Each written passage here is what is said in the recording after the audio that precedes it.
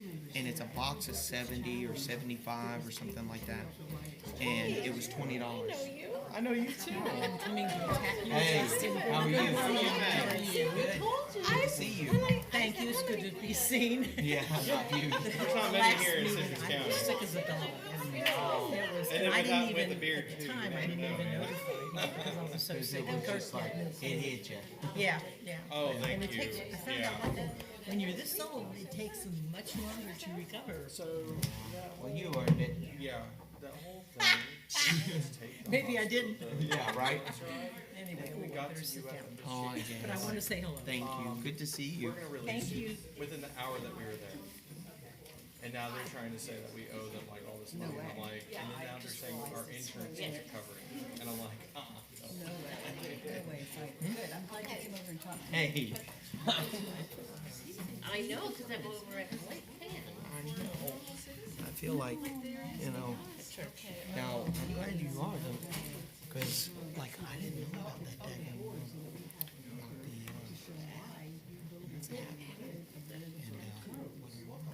It's not just verbal, so if the book is challenged again, we have something to look back on. It's in writing, it's not just a verbal. And it gives us really great. You growing out your hair? yeah, a little bit. It's a request of Danielle. Okay. You understand? Yeah. I know. One of those things. And you know how those go. No, You just say yes. Missed you last Well, time. right. that's why I'm like, getting my just. You live your own, Yes. you live your own life, right? See? You have to get out of the. Oh, wow. working stuff. Yeah. And it's like, I can't make it. I did 330 hours in We gotta, yeah. and I only get I got paid 40 hours a Oh, week. okay. No, they don't. If you can only imagine, it's, you gotta do what you gotta do for a job. So. Good. Is your life okay All with right. the job? Is it your job? Good morning, everyone. We're going to call this meeting into session. All right, thank you for everybody that has come out today.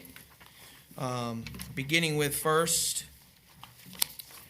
nope, I should know this, the Pledge of Allegiance, as we always do. If you would, please stand and face the flag. I pledge allegiance to the flag of the United States of America and to the republic for which it stands, one nation, under God, indivisible, with liberty and justice for all. All right.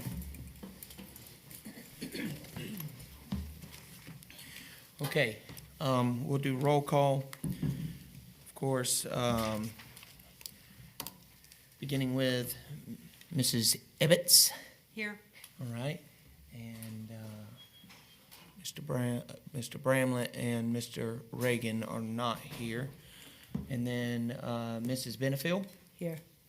and Mrs. Ramlow is not present. I am here, Mr. Strickland, of course. I am also here. Okay, good, thank you. Here, Lenore Nelson is here. and Mr. Campbell. Here. All right. Okay, so we have a quorum, which is good. We've been in these situations where we did not, right? All right. Beginning with approval of the minutes. Everyone, I trust, had the opportunity or the time to look over the minutes. Everyone received the minutes, of course? Everybody received the minutes? Yes? We have time to look over any additions, changes, anything anybody like to add? Okay, so do I have a motion to approve the minutes as presented? Motion. Do I have a second? Second. All right, we have a motion and a second. All in favor? Aye. Aye. Any opposed? No. All right. Next, we will move on to open to the public. And just a reminder, open to the public, you have 3 minutes. Everybody has 3 minutes to speak. Make sure you address the chair. That is what's appropriate.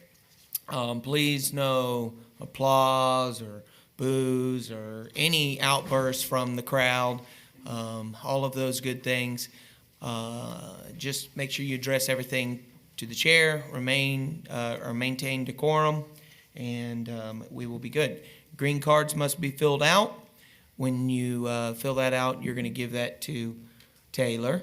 What we will do, too, is don't forget, when you get up there, state your name and where you're from, okay? Do we have anybody who would like to speak? Good morning, everyone. Good morning, Chair. My name is John Labriola. I'm here to address the Library Advisory Board.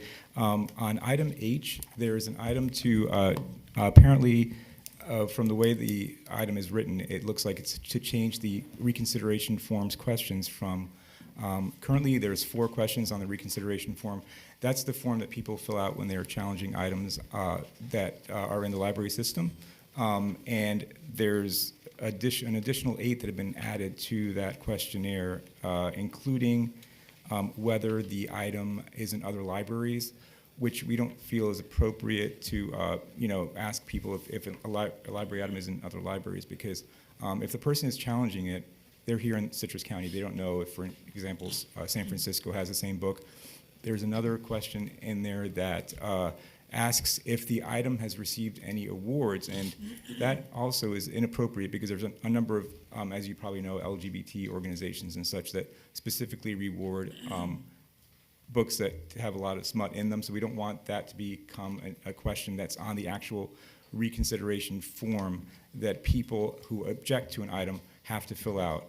We feel that that would intimidate people from objecting to an item. So these questions, if they're for internal review, that's one thing, but they should not be in the reconsideration form that is that is provided to people who object to an item. I'll just read a couple of these questions in case you're not aware. The question about do other public libraries have this material and where is it shelved? This question would not be a question that people could answer because there's thousands of other library systems in the country, and they would not know whether or not it is in other libraries. And even if it were, that would not necessarily make it appropriate for Citrus County libraries. And then has the material won an award? Has it received professional review? Again, even if it's an internal review, if the material has received an award, that also would not make it appropriate for Citrus County, because as you know, there's a number of groups that specifically award books that are objectionable in order to try to intimidate people from objecting to them in the first place. So finally, there's a question regarding whether the material fits within the library's collection policies, and again, that would not be something that the public in general would know if a book fits within the parameters of what the library allows in terms of collection. So I would just ask you, if you want, I have a copy here of the draft, but I also have a copy of the original reconsideration form, which is only 4 questions. What did you find objectionable about the material is number 1. Thank you, Mr. Labriola. Your time's I expired. can provide this afterwards. Thank you. Appreciate it. Anybody else?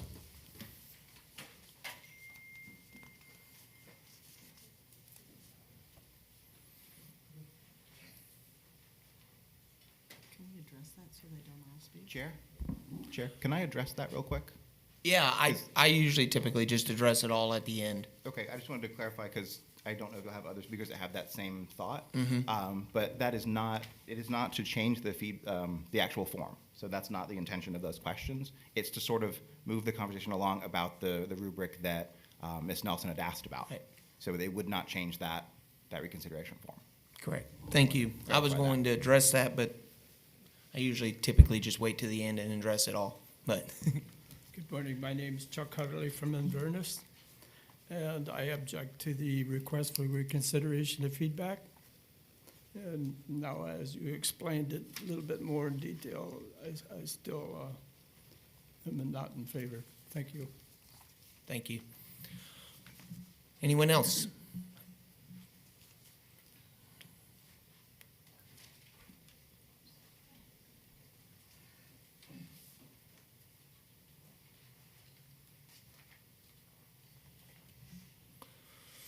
Good morning, everyone. Good morning.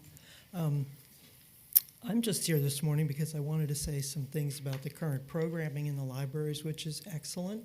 Summer library program, I was over in Central Ridge earlier this week, and the kids were there. I think is it Wednesday, summer library program, Thursday? And the kids and moms were in there. Everybody was excited. The teens were helping the little kids do the answers on the board. So I wanted to talk about some good stuff that's happening at our libraries. State your name and where you're from. Sure. Robin Orlandi, Dunellen, the citrus side of Dunellen. And the other thing I noticed is that the library did do a seminar on artificial intelligence, which I had brought up at the last meeting here. And, you know, what is it? Because the community needs to know about that. If you're concerned about threats to your neighbors, to the well-being of your kids or your families, AI is a great tool, but because it also allows for friends, artificial friends, personalities, it's a true concern for young adults and for younger children at this point. And then, as far as the form goes, I would submit to you, jumping the gun and attacking things before you really know what they are, that's something that we should all guard against. But most importantly, the argument's being made that we should only look in the community for resources. But for example, if you have a heart condition, you need a cardiologist, are you just going to stay in Citrus County and only consider the things that have originated in Citrus County? Or maybe you're going to look to Mayo Clinic in Minnesota, where some of the best doctors are. You're going to look down to Tampa, where there's a great heart institute. So I would say to you, the same thing is true with books and reading. Look to the experts. There are international book lovers, libraries, other resources that help us to realize there may be materials out there we don't appreciate yet, but that if somebody tells us, hey, read this great book that Dr. Meinke just wrote about the Florida Springs, you'll learn some new stuff. We should be open to that. We shouldn't just shut the doors, because we might shut out the guy that invented the heart transplant, or shut out the person that, created a great new method for teaching kindergartners. It's based on the way they do it in Sweden, which is to let them go play the way kids used to years ago. And that's been proven to be very effective for social development and some things that we may lack in our current culture, which is so media and electronics focused. So with those comments, thank you very much for your time and attention, and let's support our libraries because they're doing a great job in this county. Thank you. Thank you.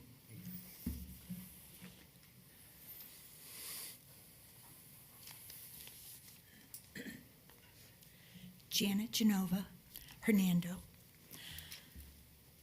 I just want to commend the library on their summer reading program. The numbers you're racking up are fantastic. And the PR, the social media surrounding that, and how it's reaching out to not just children, but adults as well. It's a great program, and I commend the library. I also want to say that I am in the library. I am in the Lakes Region Library for a couple hours every Wednesday, so I see the kids. But I have a chance to observe the staff at the library and how they treat everyone with respect and kindness, and they show their expertise. They answer questions. They help with the printers. They help with the computers. They are fantastic. So just good stuff. I have to agree with the previous speaker that we do need to look towards the experts. And I think the staff are the experts. I took that form to be an internal document, not a public one. And one more thing, I want to recognize the updated signage on the stacks at Lakes. It's great. So if you want to find something, it's so much easier to read and everything. So that's all. Thank you.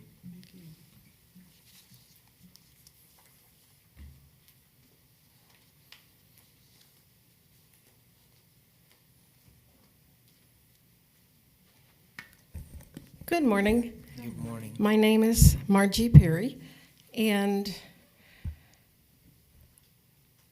I was prepared to kind of address this in a different way until I arrived here and spoke to my friend Lenore, who explained what this new form is about.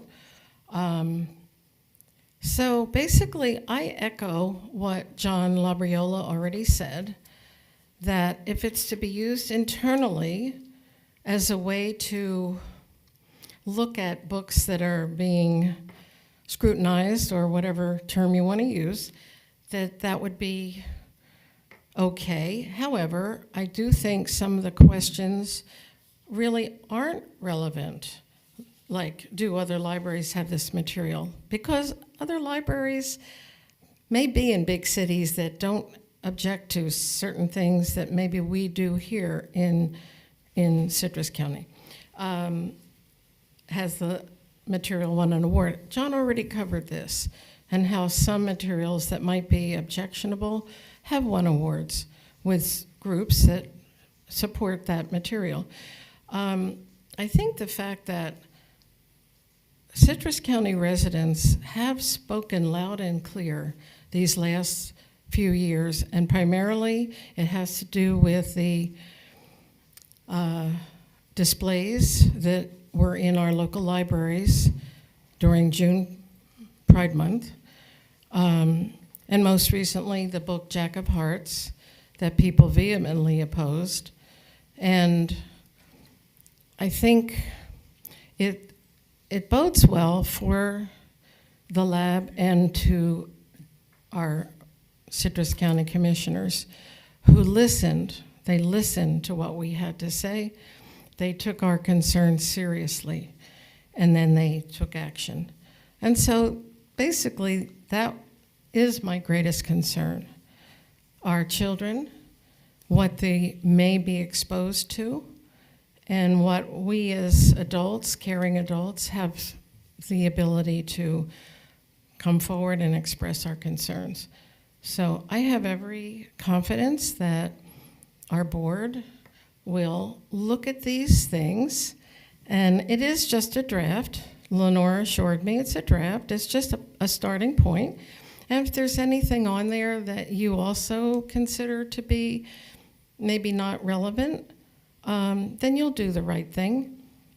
So I just want to thank you for giving us this opportunity, and just to wish you a blessed day. Thank you. Thank you. Anybody else?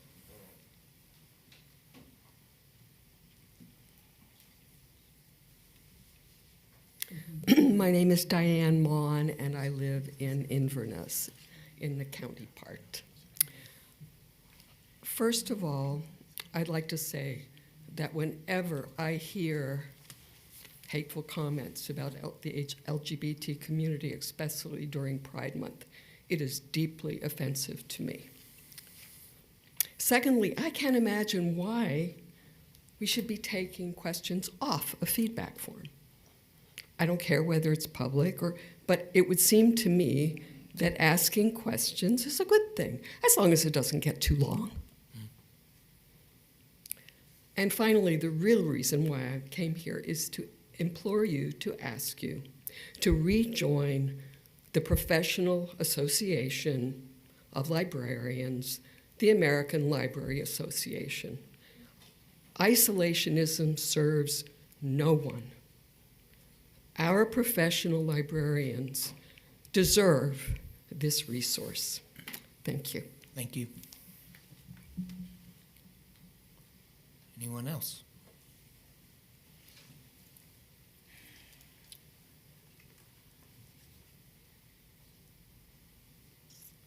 Good morning, everyone. Thank you for giving us the time to speak. My name is Mike O'Connell from Floral City. I'd like to speak about Agenda H.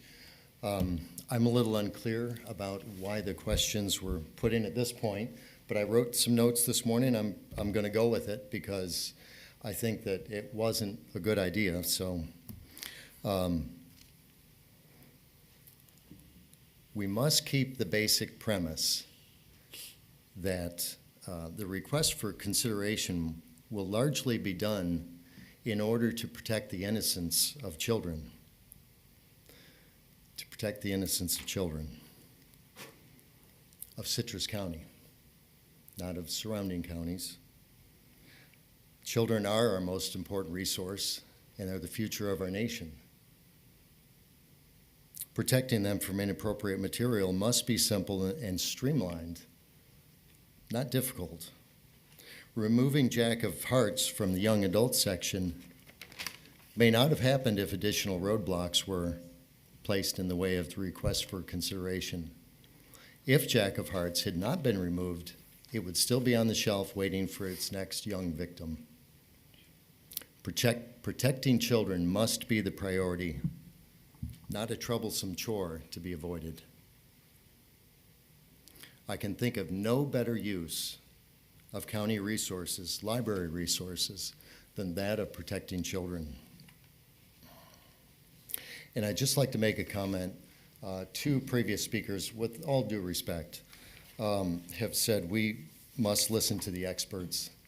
And I must say, we've gotten in a big problem in this country listening to the experts.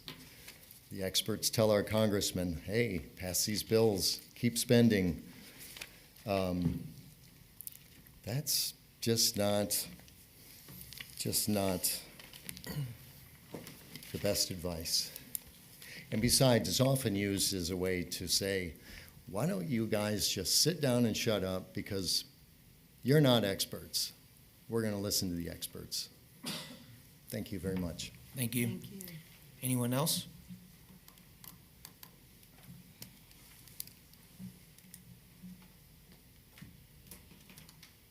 Hi, Gary McClintock, Hernando County. I'll just keep this simple because I don't have 3 minutes of conversation in me. I don't see the need to change anything. I mean, it worked fine before, and it seems like it's complicating the problem that's not there. And I keep hearing the word experts. First off, experts have an agenda, and experts are in Citrus County. Don't underestimate the people that are in this community. Thank you. Thank you.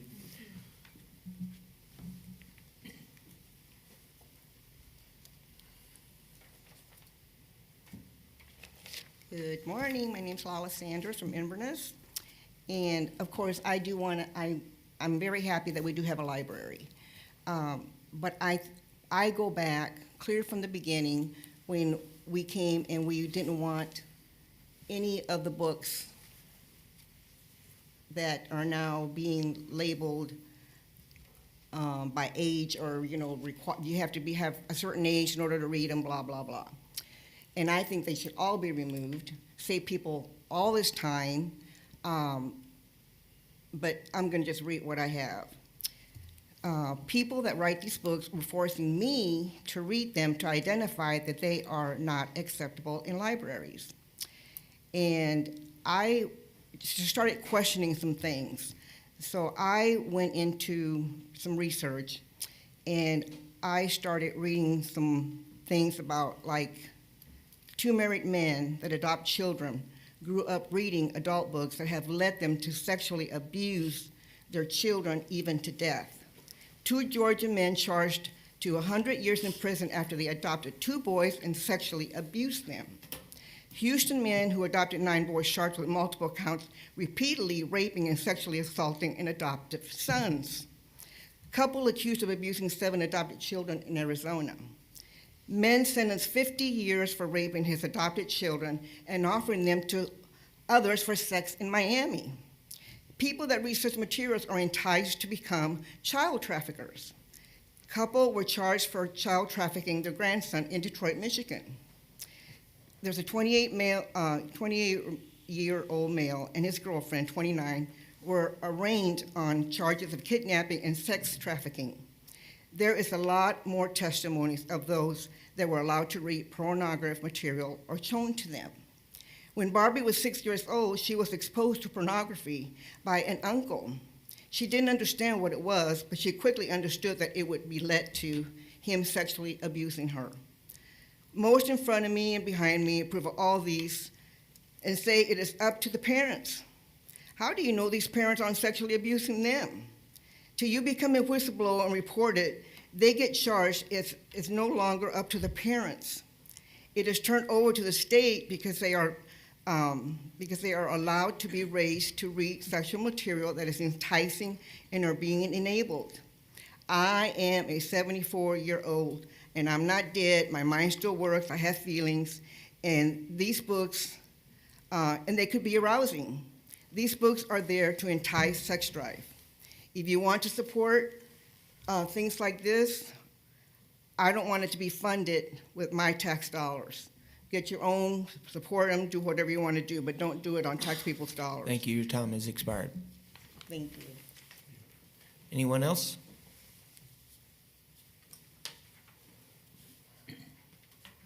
Hello, Sharon O'Donnell, Beverly Hills. I'm just here to say I am concerned about the questions. I don't know the reasoning behind adding more, but that would be something I would be interested in hearing. I am concerned about the wide variety of sexual content available to children. I think everybody wants to protect their own, right? So I would say, is it wisdom to go on the side of being more conservative for the sake of the children? And that's basically all I had to say. Thank you. Thank you. Anyone else? Seeing there's no one else, I will close open to public. All right. So real quick, just address, because the majority of the content of today's public speaking was with regards to section or new business H1. Essentially, let me just give you kind of the storyline. Is 2 meetings prior, Mrs. Nelson had requested some sort of rubric on the reconsideration form that we do, on the reconsideration side that we do. So this essentially would mean that after a patron has decided that they have an opinion that a book does not belong in the library, they submit their form. This is not this form, has nothing to do with this form. They submit their form and ask that it is looked over to be removed. Then 3 staff members from the library, in fact, they look over those books. They determine as to whether they do need to be removed, or if they need to be moved, or if they just need to remain as is. Then from that point, they give their feedback back to the patron that requested this. That patron then either accepts that decision, whether they agree or disagree, or they request that it comes before the LAB, which is us. And then at that point, the LAB has to make a decision as to whether the book deserves to stay in place, or whether it needs to be moved to a different place or removed entirely. And then we make that recommendation to library staff and the county commission for them to make that decision. The issue that Mrs. Nelson was bringing up is that she felt, as a school teacher, she felt that it would be nice to have a rubric, that we could go down and look at a book and determine what, sort of value this book meets. And that rubric was not, I don't mean to speak for her at all, I'm sure she can clarify, was not meant to be towards any one thing. It was just basically so that we have some sort of guidelines. In the previous meeting to this one, she asked about that because we had a lot of other things on the item, and I felt that Director Chang had addressed what we thought she meant in that previous 2 meetings ago. We were wrong. She clarified. It came back to this meeting. And so that is essentially what you have before you. Has nothing to do with anything that the public uses or does. All it is a set of guidelines based upon literary value and so on.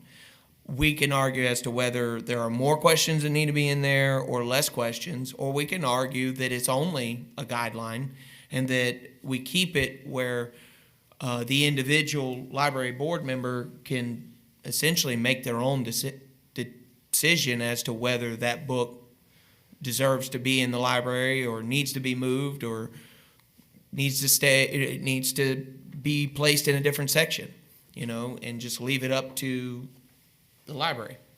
But the point is that's all this is. I understand that sometimes when we see these agendas come out, we try to suppose what they mean, and we try to conclude as to what that is, and that's all it is. It's just a draft for that, and Director Chang will make a presentation on that here in a little bit later, and I'm sure he will do a better job than what I just did, but I felt it was pertinent as chair to kind of just go ahead and hit that head on. Would anyone like from the board to, yes? So I think I think it's the second to last question. Do you have any concerns with this material? So my question would be, is this something where the 3 library staff members would sit down or individually say, do you have a concern with this? Because I was looking at it and it's kind of bringing more of your. Mr. Campbell, I don't mean to stop. About the public input, we will address that in full. Thank you. Yeah. Oh, sorry. Yeah. Jumping the gun. It's Yeah. okay. It's all right. But do you have any comments or anything about the public input? No, I appreciate everybody being here. I do take everybody's input to this, and I actually had brought some thoughts up to my point of view, and I think that protecting kids is my number one thing. With what my kids are reading and are exposed to. So I monitor what they have exposure to on the internet, and I think that even comes down to what they're consuming every day, what they talk about, and what they're doing. If I hear a conversation that I don't agree with, I tell them to cut it out, especially with my oldest son. Right. He's going to be 9. I think that, curiosity is there. In any child. And I think that the comments, I appreciate everybody's thoughts. I do think that, leaving things up to the experts is not always the best idea. I think the parent is an expert because they know their child. So thank you. Thank you, Mr. Campbell. I thank you all for your input, and again, I think it was a misunderstanding that this is an internal, and this is just a diving board. We haven't even defined it or anything. Adam and I have sent emails back and forth because I have a new grandbaby of last week, so I've been doing the 3 o'clock feedings, and while she can sleep one time, and we have been emailing back and forth, me sending him examples of things that I've researched and him letting me know what he was doing, and then we don't want to make this decision in 1 month's time. What the purpose of this was, which we'll get into more in depth later, was that it would be something that is all of us are looking at the same things, because when we reviewed the last book, there was no guidelines to how we were to, and it was very subjective. Whereas if everybody, even the people in the library system, are all using the same thing to look at a book, then there is not only for us to be able to grade it or categorize it, but it also gives something for the public that when we get done, they can put it all together to say, this is the reason why this was done. We had so many people that thought this and this and this. And if the book is challenged again, then they can go back and say, this is the documentation from last time. We don't want to make the people read this book all over again, because every single one of us had to read that book and do a synopsis of it, and we didn't know I didn't know exactly what I was grading it on, because it's very subjective if I don't have something. So, again, thank you for being interested. One suggestion is, if you have a question, you see something like that, you can always call Adam's office and say, is this an internal document or is this something for the public? And then it would help to have clarification so you could do your own research to help with the process. And that would be really good. Jenny? Yeah. Hello there. Want to point out a couple of public comments that really stood out to me. I heard a lot of support for our libraries and the summer reading program. A shout out to Taylor. So I love all of that good news there, that you all see the good work that is happening in our libraries. Agree with you, Diane, absolutely. The hateful comments are especially offensive right now, but all year round. And a lot of comments on a form that I would love to dive deep into what that form looks like before we argue about it. So I'm looking forward to your presentation on that. Yes. I'm just glad that the public still brings us their concerns. We can consider them or make the corrections, such as what that form was all about. And that's it. Yes, I would like to applaud Lenora for her suggestion for guidelines for this board, because exactly as she said, when we read that book, we had our own guidelines, but not the board's guidelines. So I would appreciate that very much. Thank you, Lenora. You're welcome. All right, very cool. Okay, so let's go to, seeing there's no special items, correct? Correct. We'll go to report of officers and standing work groups. Do we have any reports of that? No? I mean, Mr. Bramlett's not here, and I assume that's still all in the very beginning. All right, so next, regular business, director's report. All right, thank you. Okay, so for director's report, one thing I do want to mention that was said a couple times, that we are deep into summer reading right now. I do want to commend all the staff that have worked very hard to put our summer reading program together. Taylor has quite a few things to tell you about summer, which I'll let her do. But I just want to tell all of you that our staff have been working very hard to put a tremendous summer reading program together, and hopefully you've seen some of the pictures and different events that are going on throughout the summer, but it's been going very well. It's too bad you can't just teach me how to do this. So a couple updates. So coastal renovation. So we are currently under renovation over at the Coastal Region Library. We have just finished the process of painting the interior of the library. So on your screen there, hopefully you can see on the left is what it used to look like, and on the right is now with the new paint added to it. You'll notice that the two pictures look different as far as the brightness of them. And part of that is the paint, but also that is the new lighting that was installed. We added all new LED lights throughout the building, so it is brighter. It's a kind of a crisper look, and it does look a little bit more modern. So we are working through those processes still. We're scheduled to do flooring early July. So we have flooring early July. Then I'm looking sometime in August to be able to add the new furniture in, as well as redo the restrooms as well. So we're getting close to completion there.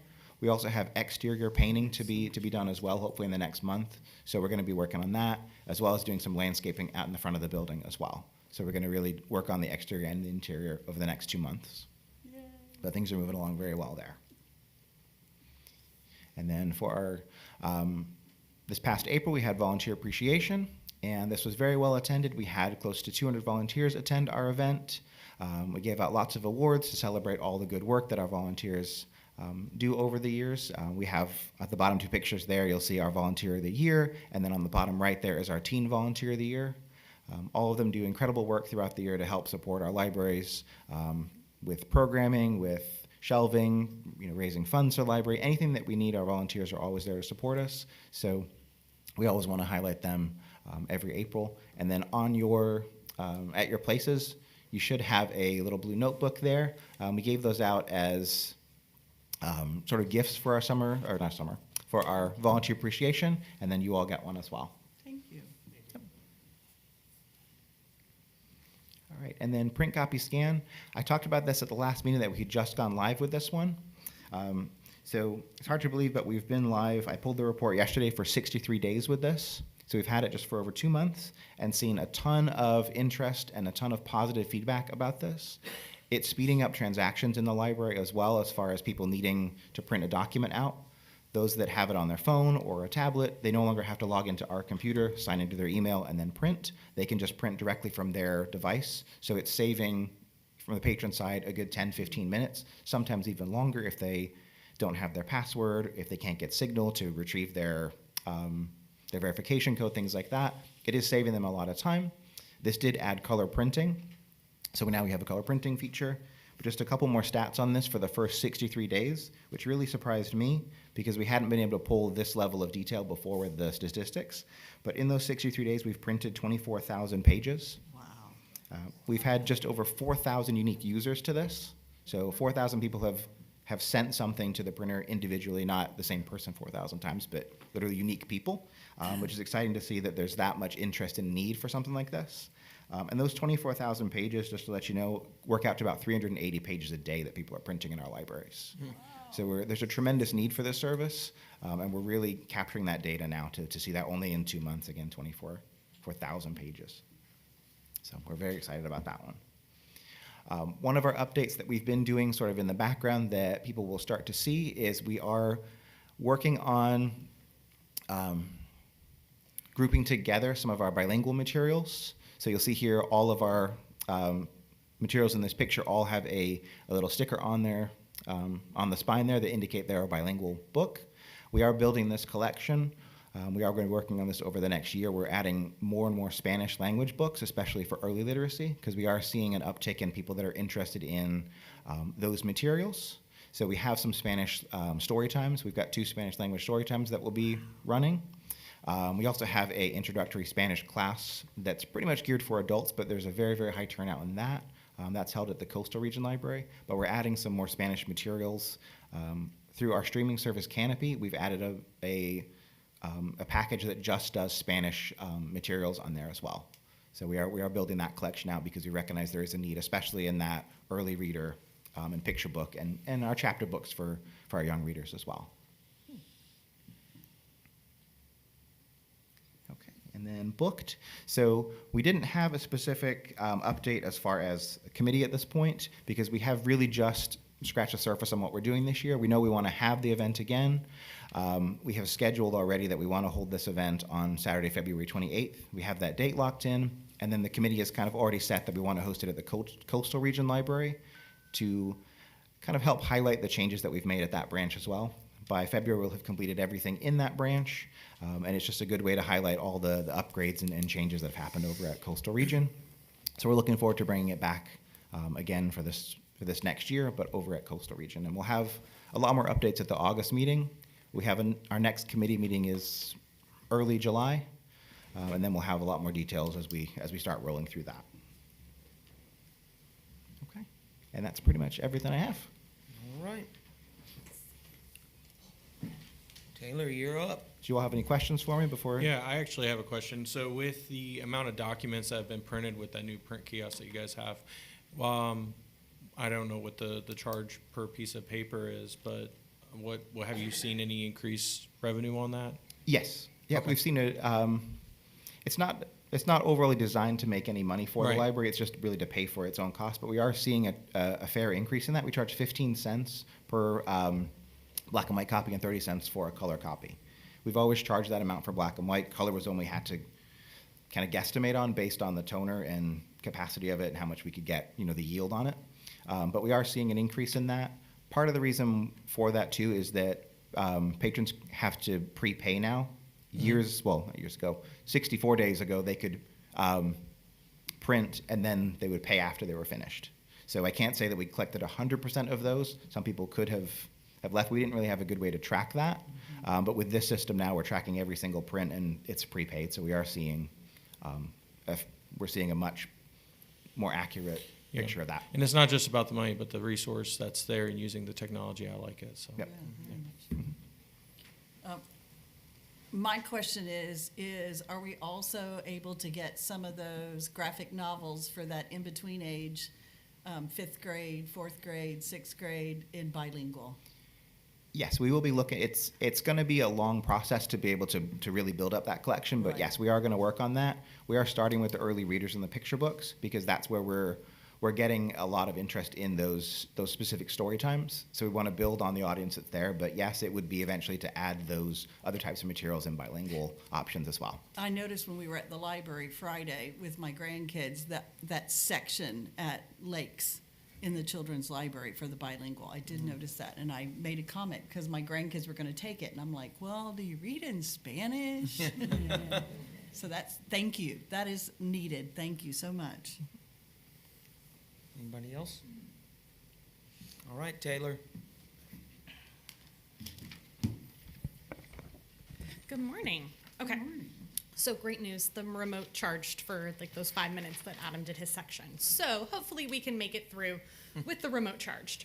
So just a quick recap, our digital book clubs are going really, really well.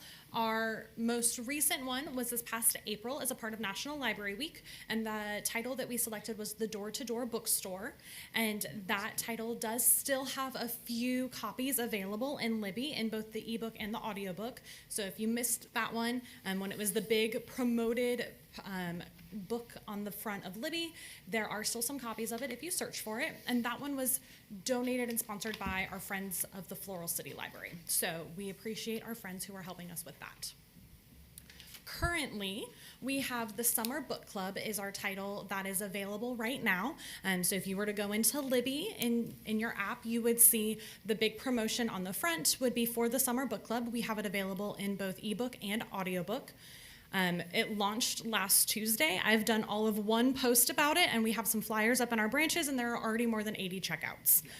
So we are thrilled with that response. We did elect to run this one for 3 weeks. We tried to stick around the 2-week mark. We did say, let's keep it for 3 weeks to kind of capitalize on the July 4th weekend. We know that people will travel, and they're always looking for an extra read or something while they're traveling, and so we said, hey, we'll make sure we have one additional copy or one additional title available for anyone if you're just getting ready to go on that road trip and you need something to grab while you're traveling. So this particular title was sponsored by our friends of the Lakes Region Library in Inverness. So coming up in July, so right after the big library, right after our Citrus Reads title ends, we will have the big library read. And so that one is The Storyteller's Death. And so just as a reminder, we don't select this title. This is run through Libby and through Overdrive. They tell us the title. I always kind of guess that it'll be sometime in July. And so earlier this month, I did receive an email that said, hey, we've selected the new title. This is it. So we just wanted to give you that information because it will once again kind of pop up front and center in Libby for those 2 weeks starting on July the 17th. So I know we've talked about Patron Point a lot in the last couple of meetings. We have one new addition to talk about with Patron Point. So when we initially started using this product, it was twofold. It had two main purposes for us. One was to be able to send out notices via text message and email to our patrons. And so that's if you have an item on hold at the library, how we contact you. That we launched on April 2nd. The second part of that was our digital cards, which we launched on May the 12th. We couldn't justify holding on to the notices portion of it just because we had some kinks to work out on the back end for verifications. So with Patron Point now, if you go to our website and you live in Citrus County and you don't have a library card, you are able to sign up and get instant access to a digital card. And so we worked closely with GIS to get appropriate mapping of the county that we had to submit to Patron Point. And so we did all of the behind the scenes work. This is good for anyone who is 18 and up. They can access these digital cards. And since we've launched, which is just about 6 weeks ago, we have already had more than 150 cards applied for and verified. Yay. We do see other cards come in. That number is a little bit higher for applicants, but if they don't live in the county, they get a rejection email that says, hey, you don't live here. Unfortunately, we can't give you a card, but if you come into one of our libraries, we'll see what we can do. And that could be for anyone who uses our reciprocal borrowing services with our neighboring counties, or our non-residents who are here as snowbirds and they're like, hey, we're here, we would love to get a library card. We would love for them to get a library card. They just can't do it through our online service. But they have a list of emails and types that they will get. Now, the really exciting... Excuse me, ma'am. going backwards. what about those of us who have our library card and for years, how can we go digital? You're stealing my thunder. That's the next slide after this one, I promise. Okay. I got it. So we have a quick breakdown here for you of our 150 cards. More than 40 of them have been in the 30 to 40 age range. And so this was kind of something that we had talked about behind the scenes, is that we knew, just looking at our card holders in general, that we were missing a large demographic of roughly the 25 to 45 age range. We get it.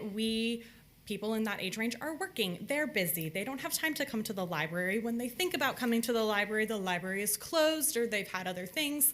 It's all of us. Like, when we were looking at it, we were like, if we didn't work in the library, we wouldn't have time to come to the library. And so we were hoping that we would see an uptick in that age range of card holders, and that's exactly what we're seeing. So we are thrilled behind the scenes. Staff in our materials department laugh at me probably every other day as I'm happy dancing around the office knowing that this is working and we're getting new card holders coming in. And then you just see a quick breakdown there of where the card holders are located and which branches they're coming from. So the bulk is Central Ridge, which we knew would probably be the case, as that is our highest population area for our branch that serves there. It took us a while to get our Floral City card holders, and the happy dance we all did when we got our first Floral City card holder, and now we have a couple of them. So we were pretty excited on that front. Now, one of the things we did note, selfishly ourselves within staff, we said, our cards are there. We have cards, but we want easy access for digital cards as well. What can we do to do that? And so there is a link here on our website and a QR code that if you have a physical card already, you will have to fill out a little bit of information, but you can easily submit, and our Patron Point system will send you an email. Now, I will say all the information that you input has to match exactly with what we have on our record.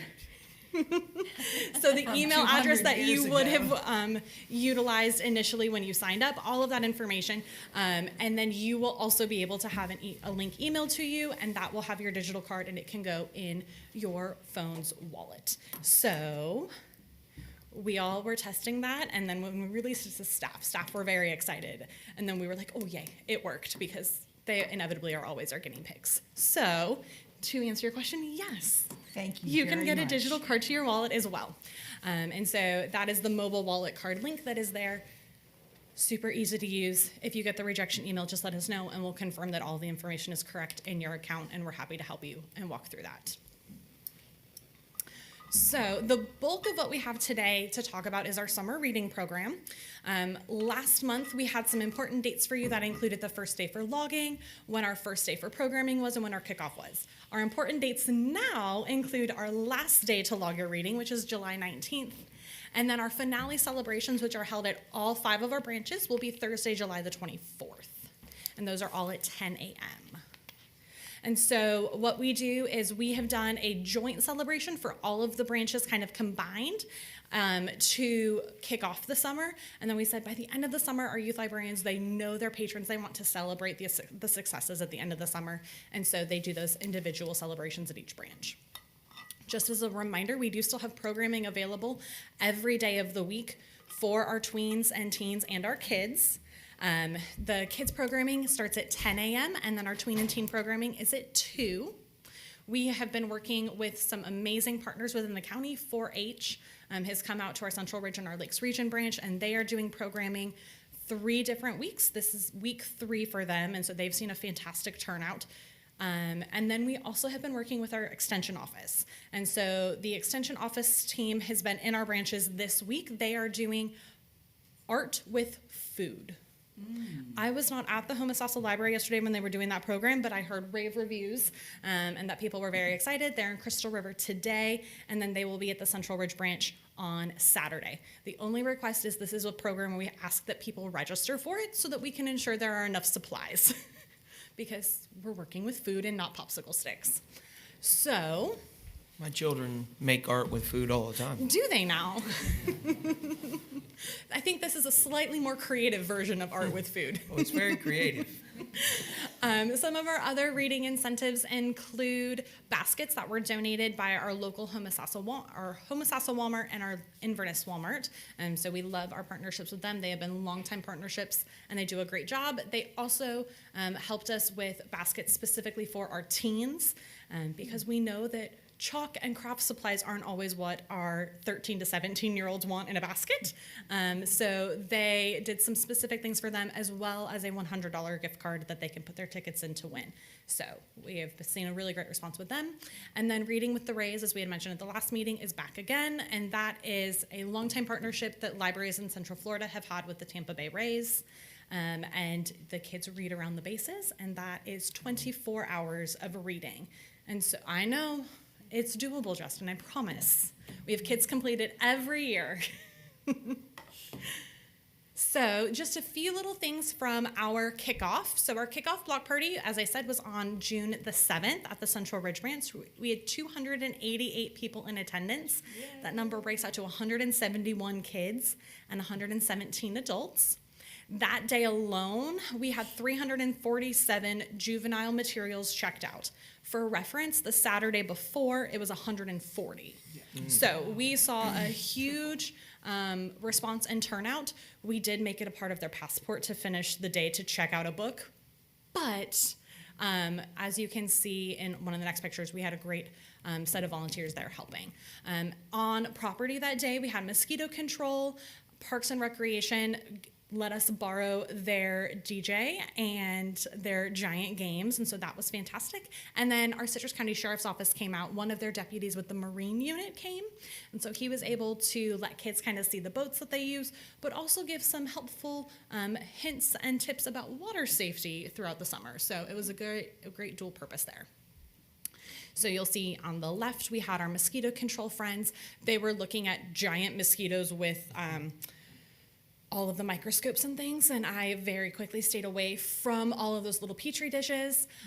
You can see down there in the middle, the volunteer on the right is Karen. She is one of our longtime volunteers and friends of the library. She helped us last year in the youth area, helping kids find books. She is a retired librarian with our system, and so she's come back to volunteer for years now.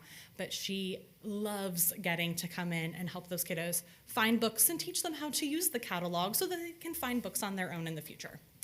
And then we had some coloring stations and things set up throughout the branches because, of course, when you're doing brush up on books and everything is art-based, we had lots of coloring options available. So just some additional notes on our reading challenges. This was the first year we did a teens only challenge. So as I've noted, we wanted to give them some of their own opportunities for prizes that they could win.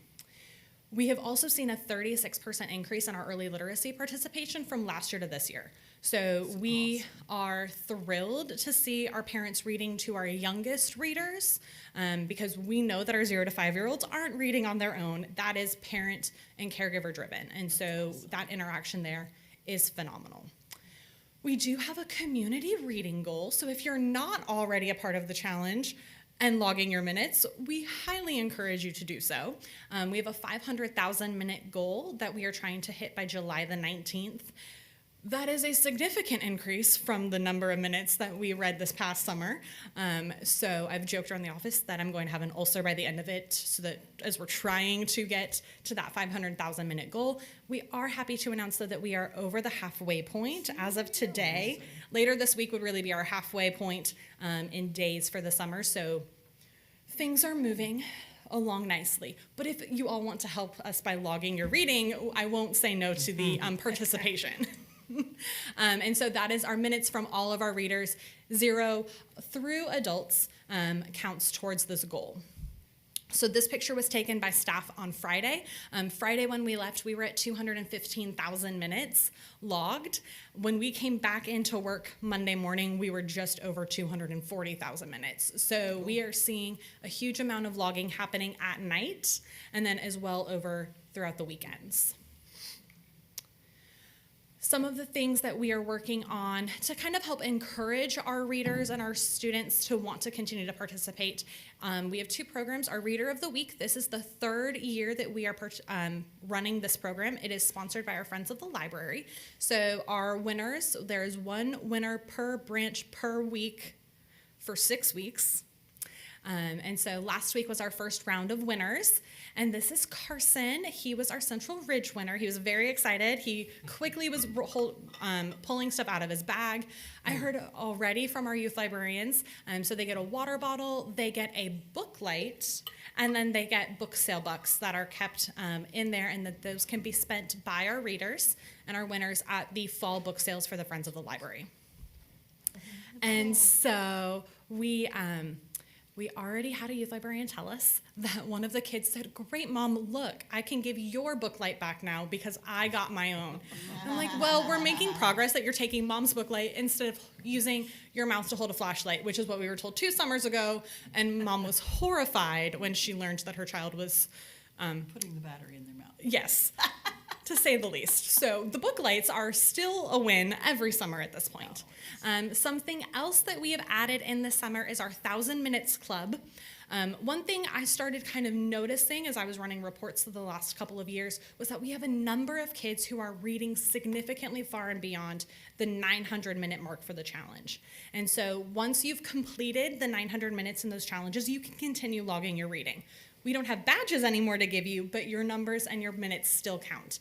And so we said, okay, we'll start kind of recognizing them. Will they hit 1,000 minutes? Last year we did Facebook posts about it and just kind of added their names to it. This summer we're still continuing to do Facebook posts, but they're also getting certificates. Yay. And so these lovely ladies were at our Homosassa library.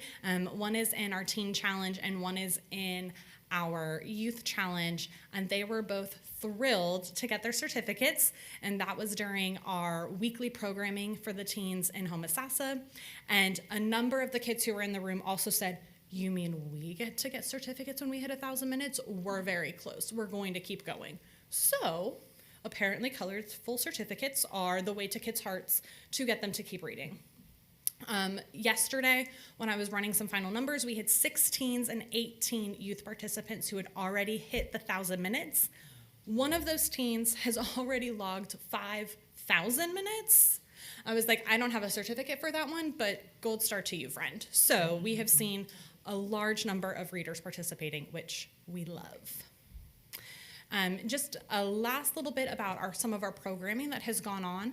We did a large program called Mad Science. We had more than 200 people at the Central Ridge Library on Saturday the 14th. As you can see, there were some dry ice experiments. There was fire, which was slightly concerning in the library, but it was okay. It was contained. Nothing bad happened. But the kids had a blast. They loved it. They also got to make slime and cotton candy while they were there. So very science-driven, and they got to bring some art into it with the colors. And then last weekend, I was able to sneak over to our Inverness Library for the Drum Circle program. And so we had readers and participants of all ages there. 1.5 was our youngest. You can kind of see her down there in the middle picture. She stole the show. She was in the middle of the drum circle dancing the entire time. But we really got to see a lot of the parent child involvement and participation. And so the participants who were there loved it. And no one in the library complained that much that there were loud drums happening at 10 o'clock in the morning, which we appreciated. But also, some people came in and they were like, "Oh, thank God it's inside. We thought we were going to do a drum circle outside." And we all looked at them and said, "No, we're not doing a drum circle outside in June. That's not the option for us." So, upcoming programs, our big one, it is our 5th annual C4Con, and that is our Citrus County Comics and Cosplay Convention. That is a program that we started in the summer of 2019. It took a couple of years of a break, and then it has come back the last 4 years. This is our 5th year doing it, and so that will be on September the 13th. Which is a Saturday at the Homosassa Library, and that is 9 to 3. We have all sorts of vendors, cosplay contests, panels, and tons of crafts. It is open to all ages. We see a lot of families who come in every year for that one, and so it is a fantastic time and something that people have really loved over the years. Oh wait, Erwin, ignore me. It's like, have I been reading the calendar wrong all these months? No, I read the calendar. Whew, okay, fantastic. Sorry that you read it wrong. Was very concerned that I have been printing the wrong date on all of these flyers that we've been handing out. So leading up to it, the last couple of years, we have been doing C4 countdown programs to kind of build off of the momentum for programming that we see during the summer. And so starting later in July, we will have various programs and events for people and families to come in and attend. Some of them do ask for registration because, again, they are supply driven. And so we just like to make sure that we have enough supplies for everyone who is coming. There are programs hosted at all 5 of our branches, and they kind of rotate around based on the fandom excitements of the staff at every branch. So if you are interested in the additional programs, there's like 13 of them. I was going to run out of room. So you got the 4 for July. All of the August and September ones are on the calendar if you search C4 Countdown. And then lastly, we have our Friends Fall Book Sales. So there's 2 of those coming up. Our Friends of the Citrus County Library System, which is the mega book sale, is Friday, October the 3rd to Monday, October the 6th at the Citrus Springs Community Center. So that is the first weekend of October. And so that Friday night is a 3 o'clock start time, and then they have different times and deals depending on the day. And then our Homosassa friends do their fall book sale on Thursday, November the 13th through Saturday, November the 15th, and that is held at the Homosassa Library. So if you're a regular library patron there, just know that it will be very chaotic and very full in the entryway hallway for 3 days as they have their book sales. So that, I think, covers everything I had for you.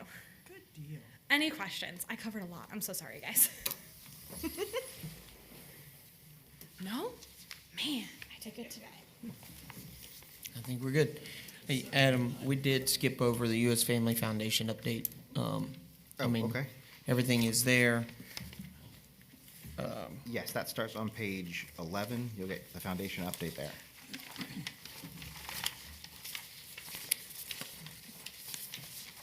And this is more of a matter of informational for the board. This is just the status of the U.S. Family Foundation, which is where the library has a fund. And that fund is where we can draw funds for such things as like renovations, like we did with Lakes Regions, now with Coastal Region. It's also used for fundraisers, and then as in like paying for the food, the cost of the fundraiser, and then what comes back is into there. What was the total final of, again? The net was just over 22,000. For the booked? Yes. Yes, which is excellent. And we ended up investing how much? 10? Believe so, yes. Yep. Yep. But it was, the net was 22. Net was 22. That's the number that matters. All right. So total net assets as of March 31st are $337,978.77. And that's with the 300 that was pulled. Yes. For coastal, yes. So total, you've pulled 600,000 out over the last 2 renovations. So you still Okay. have 337 in there. All right. It's growing and doing well. Anybody have any questions on that before we move on? I want to give everybody time to hopefully. And as Lenora mentioned earlier, if anyone ever has any questions, Adam has always been ready and willing to answer any questions that I've had throughout the week. So I just remind you on that too. All right, so old business, there's no old business. So moving on to new business, which would be H1. Now, Director Chang will have a presentation. Board will have a discussion, determine as to whether we want to make a motion or not. Once we have a motion and a second, we open it up for public. And then once we open it up for public, we come back and we have a discussion again and then vote on it. That's providing that we do want to have a motion that's entirely up to the board. Director Chain, floor is yours. Thank you. Okay, so as we kind of discussed a little bit throughout the meeting already, over the last couple meetings, we had some question about the process as far as how materials are reviewed by this board once there is an appeal. Because there was an appeal for the book Here's to Us, which was the first appeal that's made it to this board in, I can tell you, in at least 20 years. So didn't really have the strongest process for you all as far as if you wanted, I know questions about a rubric, just guiding questions, things like that, because it was something that previously had not occurred. So everyone got a copy of the book, was asked to read the book, and then kind of make a determination where you felt that book should be placed or if that book should be removed from the library's collection. So that's kind of where we started. And then we had conversation about, okay, we need something maybe in place to give us all something to work from. So at the previous meeting, I kind of outlined our different collections that we have and sort of how we identify where books kind of fit within those collections, whether they're, are they early readers because they're leveled readers, they have the 1, 2, 3 on them, are they picture books, looking at the age of the characters, are they part of a series, those sorts of things. We talked a little bit about that at the last meeting, but kind of extending that conversation to looking at a rubric was the direction that I was asked to kind of bring back. So I had some conversations with Lenora about kind of where we might want to go with this, with the full understanding between her and I that this was a work in progress. That's why you see draft all over it, because it's not something that I think that she and I could kind of hammer out and say this is what's needed. I think it's a full board discussion, what you guys might like to see with this. I will say that this process, because we're doing it in this format, will be a little messy with everything being in drafts, as we've seen that we're going to be going through this to take a look at what works and what might not work. So what I came up with as a starting point was this list of questions that you have in front of you. I understand this is not the traditional rubric where you'd have a different point scale, Right. But I had difficulty defining that in a way that was generic enough that would fit any use case for a book that maybe appealed to this particular group. So a lot of our focus right now has been on juvenile material, and I'll just say sexual content in material is what has been come before this, the book that came before this board, right? But that's not always the case, or it might not always be the case. So if someone brought a book to you that brought a book to the library and said, I want to see this book removed, or I want to see this book moved somewhere else because it's nonfiction. Let's say it's medical information. Let's say it's, there are things. Let's say it's construction code. This is outdated. We should get rid of this. If for some reason, the library decided we don't want to get rid of it and it got kicked to this board as an appeal, if I created a rubric that's centered around kind of young adult material, that rubric isn't going to help you answer those questions. Same thing is if it's a book that is young adult material, but maybe there's nothing in it that's sexual in nature, maybe it's just really violent. So think about things like The Hunger Games. Not a lot of sexual content in that material, but a lot of violence. So somebody may have an objection to that. Magic in like Harry Potter or the Magic Treehouse.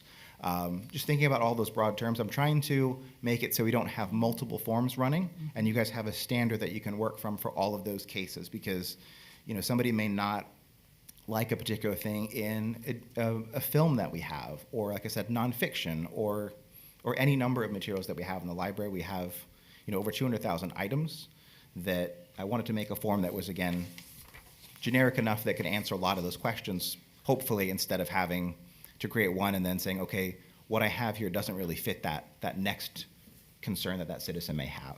So that's kind of why I didn't end up with a traditional rubric just focused on that particular heading. And then the questions here.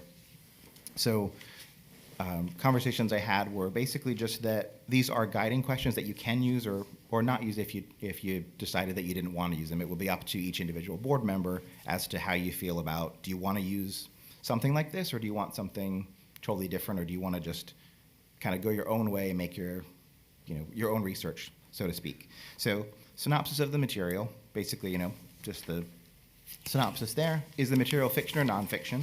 Because that question will help you answer whether or not,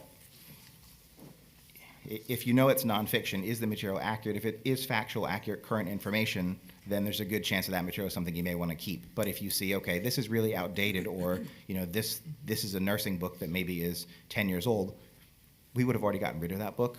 But just in hypothetical, if there was something like that, you could say, okay, it's not accurate, so we don't want that book because it no longer is relevant to current standard there. Theme of the material, looking at the intended audience.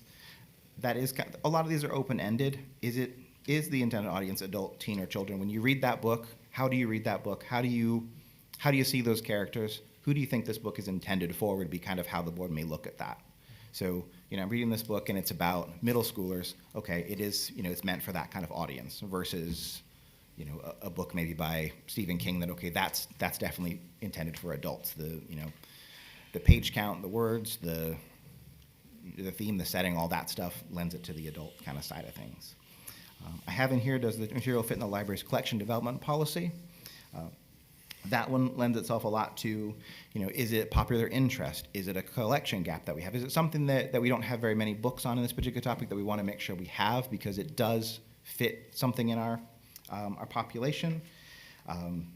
Does it have a local emphasis to the community? There's a lot that goes into our collection development. Do we have a really robust library that has a broad range of materials, but primarily focuses on popular fiction is kind of what we look at? But material is going to need to be broad. We're going to need materials on all types of things. So, is it that, or do we have an abundance of this particular material, or is it really just something that we don't need? It's not accurate. It's outdated. Those sorts of things with collection development. All right, and same thing with that next question. Is it outdated? Is the information presented in the book current? Is it topical? Is it old information from 15, 20 years ago?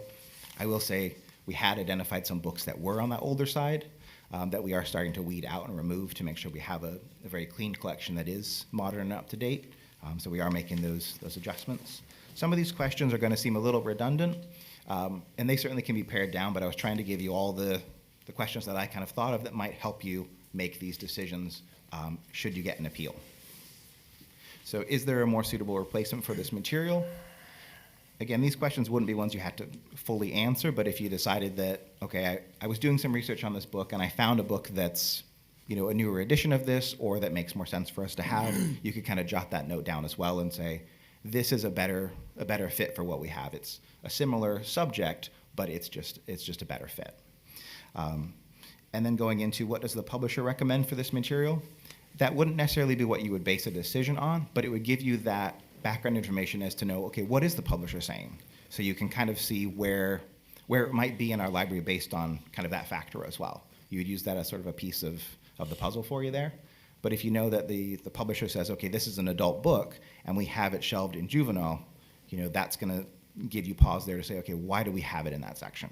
It's kind of just giving you that extra piece of information there. Do other public libraries have this material and where is it shelved? That question could use some refinement in terms of when we look at that as staff, especially if we receive a concern about a material. Sometimes if we're not sure, we look at other libraries, but we look locally, we look regionally. We're not looking beyond the state. We're not really looking, for the most part beyond Central Florida unless we need more data. So a lot of our local, libraries, Sumter, Hernando, Pasco, Levy, Polk, they may all have these materials. Where do they have them? If they're all in adult and we're on the fence, is it young adult, is adult? We're going to look and say, okay, everybody else seems to think it belongs here. We're kind of on the fence about it, makes sense here. But if we feel strongly about where it should go, we may not need to look outward and get that, that broad picture.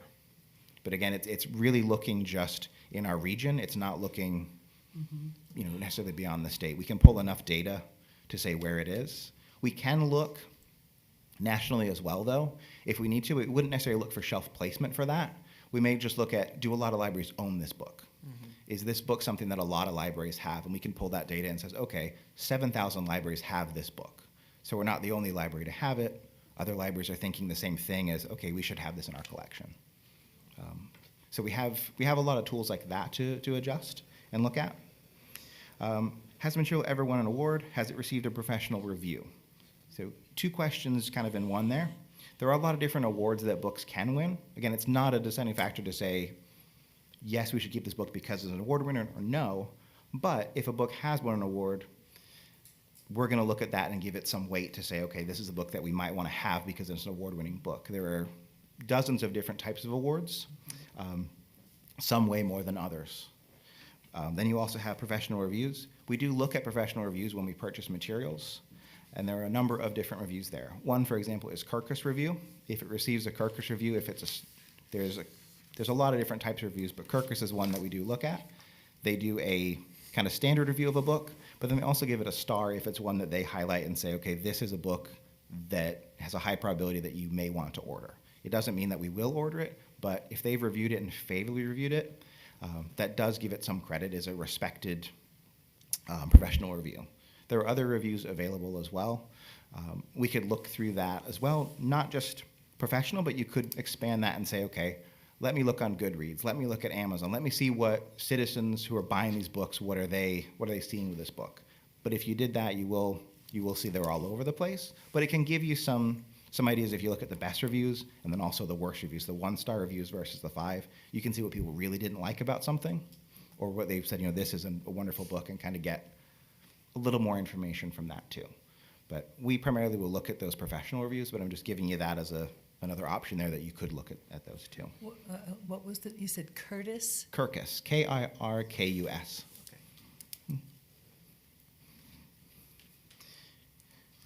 So we're looking at those kind of things. Did it win an award? Has it been professionally reviewed? Do you have any concerns about this material? That was just another question I added to see, if there was something that didn't fit any of these parameters, but you had a thought that said, okay, this is what I really didn't like about this book. It just gives a placeholder there to write, I really found this book objectionable because, and then you could outline that a little bit more, because there really isn't a place on the form for that. These questions aren't really in a particular order either, so you could adjust those orders as needed, or new questions could be added, or something totally different could come from this. And then the last question there is, what is your recommendation? So giving a brief, recommendation there at the end. So that's kind of where I started with this as a draft, to see what you all thought, what you might want to see changed. But I do need your input on this if you want me to create something more official, I guess. I can refine it how you like, but I just need to know a little bit more about what the board's direction would be on that. Yeah, thank you. Thank you for the explanation. So first I would say is when number one, first time ever we've had to review a book, or the library board has ever had to review a book. So we had all kinds of new stuff, right? And I personally didn't feel like I didn't have. So it wasn't that there was no guide. There obviously was no guidelines because we weren't there. We've never done this. But I'm kind of like one of those guys that if there's not a way, I'll make a way. So I just went in and just started looking at different things and kind of created my own little guideline that I used, and that's what I worked off of. That being said, I do like this idea. I would also say that I like what Lenora mentioned earlier, that for the sake of it's a documentation almost, not only is it a guideline for us personally, individually, but there's also somewhat of a kind of like a structured documentation for, people in the future if they want to say, well, why did they review it that way? They could. I like the fact that it still does, though it is objective in the fact that it has an order to it, it's still subjective enough that I can write down such things as what is the theme of the material, what is what is it, and that's obvious, but then who is the intended audience? I can also go on there for who is the intended audience, and I could say, well, this is the publisher's intended audience, but I believe I can dissent from that if I wish. So because I don't want to hamstring the board into a place to where they have to be so hyper focused that they aren't allowed to or capable of critical thinking, or even sometimes thinking outside of the box. And I feel like this doesn't hamstring us. I feel like that just based upon what's on there, that's not to say that this document doesn't evolve and change. I'm certain it almost will. However, based upon what we have there, I can reason to where I can use something like this and still come to a conclusion that is very much my own. That makes sense? Yep. So, I mean, I don't know. Now I might listen to all of you and change my mind and say, you know, I do like that idea, you know, because which I love collective thinking, right? But as it's written, I'm okay with it. I tried my best to think about like what would I add, but then I would go back and I said, well, but that would fit into this. You know what I'm saying? Yeah. There are different things I could add. There potentially are things that I could remove, but even the things I could remove, I could write a dissent as into why I disagree with that. Does that make sense? So like, I don't know. I just think it's okay. So I think it's fine as this is. I would like it to be a guideline. I don't want it to be something where it's like, hey, you have to be looking for this and this and this and this. You know, I would like to retain the nature that we have where we have kind of this freedom to be able to make our own determination based upon our opinions, based upon our feelings about something, or the broader picture. I like all of that. So anyways, that's all I got to say about that. Chris, I know you had something you wanted to say. Yeah. So in kind of going with that, what you're explaining, it kind of just thinking about it, because one of the questions I think was that could come up if we're reviewing a title is, has it faced controversy? You know, that's a question. I think that kind of goes into, do you have any concerns with the material? Right. And I think as a caveat with that, we could also say, is there anything positive or negative in your opinion do you have on that?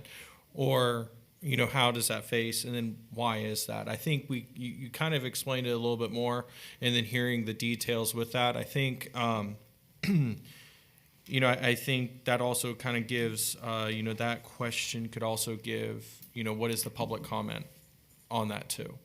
Because we do have, you know, voices here that say, hey, this is what we're thinking, this is how we're, you know, looking at this, we like this, we don't like this, etc. So I kind of feel like maybe adding a little bit more or clarifying that, you know, as an example.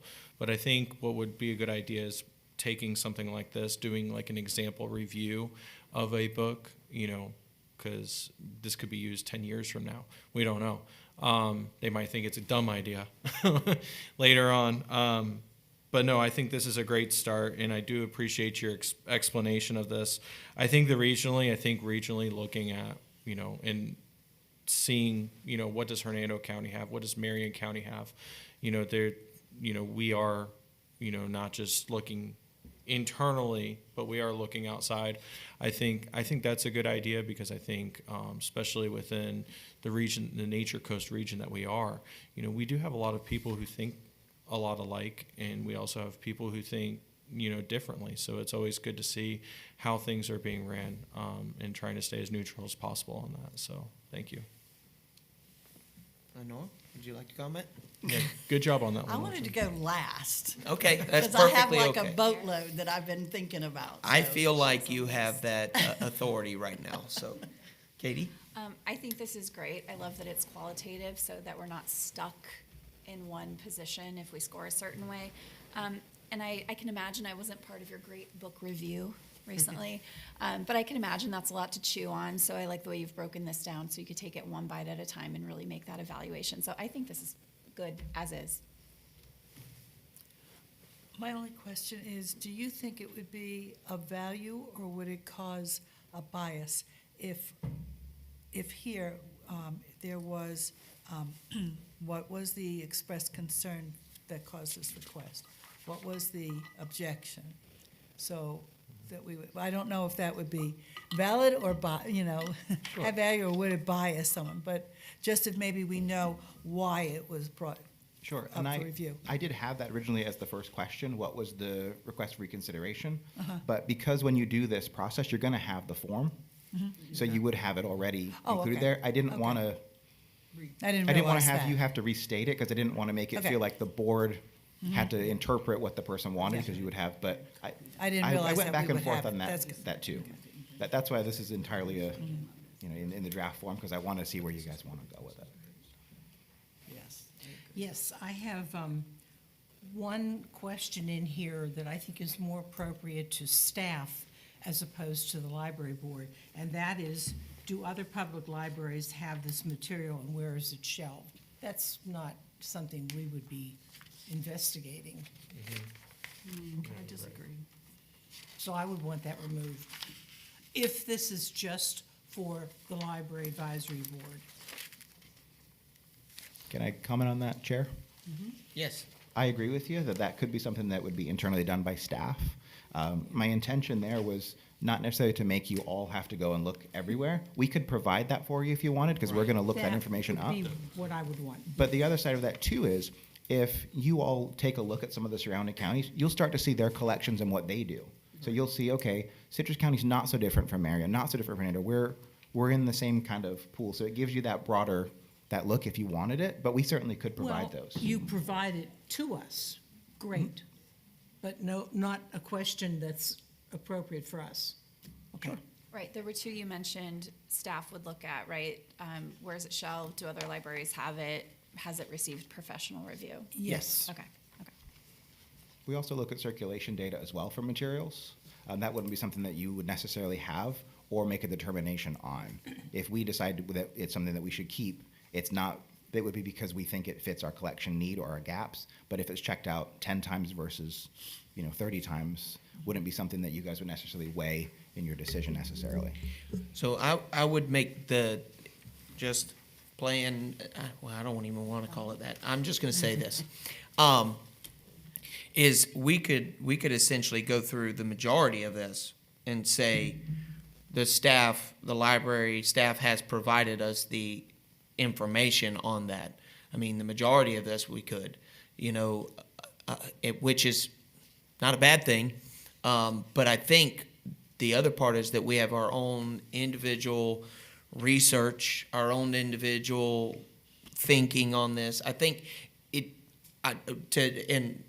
excuse me, Mrs. Evans, I totally understand what you're saying as far as whether it's appropriate or not. But I think, whether the library provides it or not, I think we should still look, And I think, I can appreciate that the library has told me that there are counties around that have it and so on. But, I still think it's my job. Look, whether we get paid or not, we said yes to this job, And so I have a duty and a responsibility to serve this county, but more importantly, to serve our county commissioners who place us on this board. And so one of the things, the duties that they require of me is that in the instance that we have a book to review, I must review it.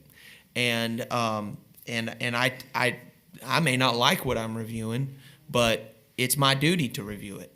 And therefore, I think it's also my duty to look through some of this stuff, some of this information.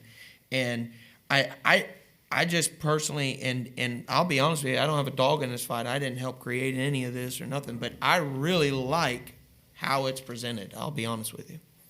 So anyways, that's my 2 cents. And I agree with you, except for that one issue that the staff would be researching all the surrounding counties. I don't think that's our job. Yeah. Our job, yes, is to read the book, absolutely. And the other questions in here are very valuable, but I just totally disagree with you on the one statement about surrounding counties, that we would have to go there to I think, all the too, counties. one thing that might help is that the library staff, when you present you present yours also with these questions answered, if that makes sense. So what I'm getting at is, and I don't know, maybe that creates a bias. I don't know, but it also gives us some information that's already there, and then it's my job to go beyond or accept it as face value. Does that make sense? Yes. Yes. It does, and that's kind of same thoughts run through my mind as well. I will say I can definitely provide where the item is shelved in other libraries. That would be, we run those, we get that data before we if we were to go through a process like this. But in giving you the material that, let's say, staff had reviewed, I don't want to create a bias for you. I don't want it to be seen that, okay, the advisory board is just going along with all of this stuff. It's my thought behind that last review was give it to you and you all make your own decisions. You came together and had that really rich discussion about where this book was gonna go or if it needed to be removed. We certainly could provide those pieces, but I caution that I don't want it to seem that the library has given you this and now it has more of a weight. You know what I mean? Yeah. I want to make sure that it doesn't appear biased to this board, that you get to make that recommendation as cleanly as possible. Okay. Are you ready? Yes.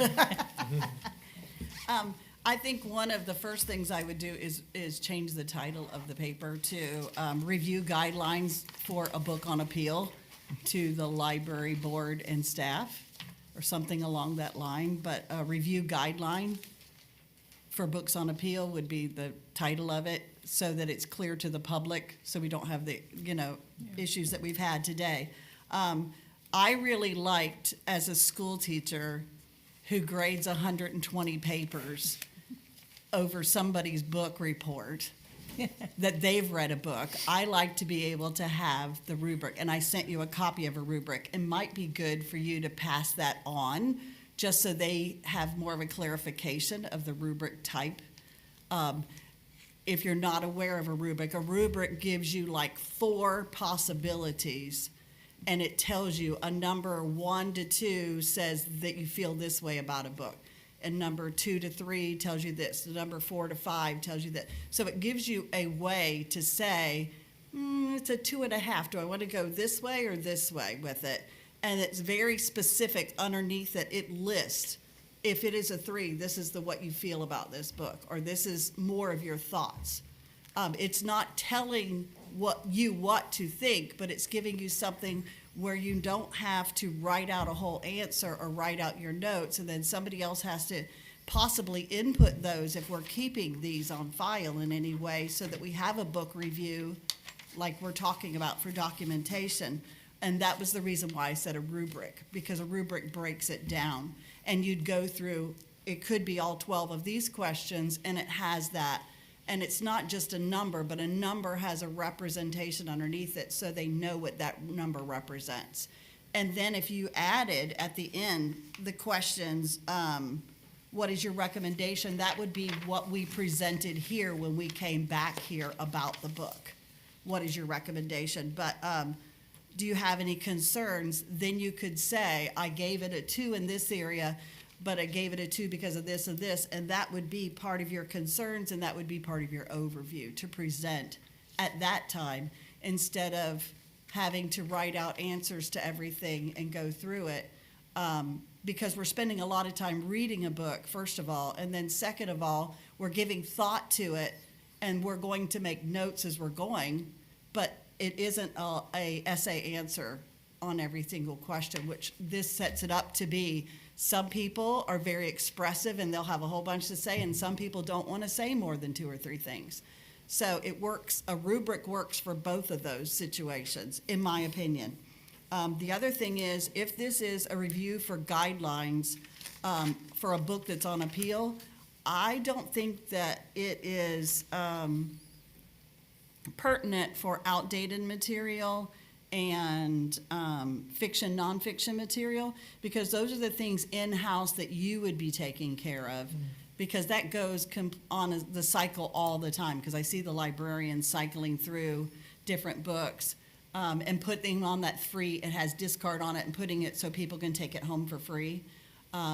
Because we've done a lot of those books because they were outdated, but for us they were like perfect because we like that kind of material.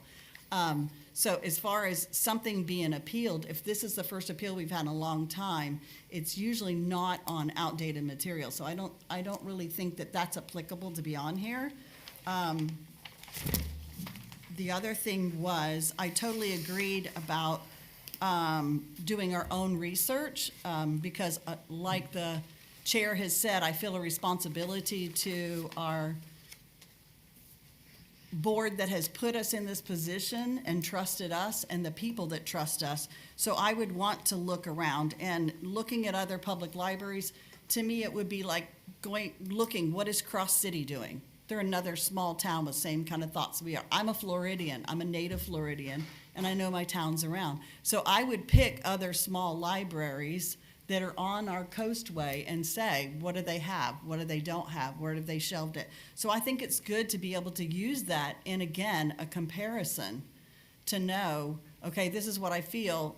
Do I really feel that way, or am I on the line? Or yes, look, it gives you that. Same way with materials that have won awards. Anybody can give a book an award. We know that. But when you know that that book has a Caldecott Award, or it's been a SSYRA book, or it has many of the other awards, that does hold some weight, as in timeliness of that book. And most of those books are not the kind of books that we're going to be bringing up for review. They have been in the future. Look at some of our best works that have went through that during that time. So it's possible. But I do think that has that. And again, with reviews, there are reviews by Plugged In that I look in for my kids. That is still a review. So, and they are professionals. That's what they do. The whole site is for that. Moms for Liberty has reviews. So it doesn't matter. You can take one side or the other side of this situation and look for a review. But a person that's trying to do what we're doing should be looking at both of those sides of the reviews. I know when I researched medication for my parents that I took care of, I looked at all the comments. I looked at all the negative comments and all the positive comments. Then I put that together, that what worked best for my situation, what parts fit us and didn't fit us. And I think that's part of that question being in there. The part that I feel is left out that was in the rubric that I had showed you was violence, language, and sexual content. And in a rubric, the one that I sent had an example of what that contained.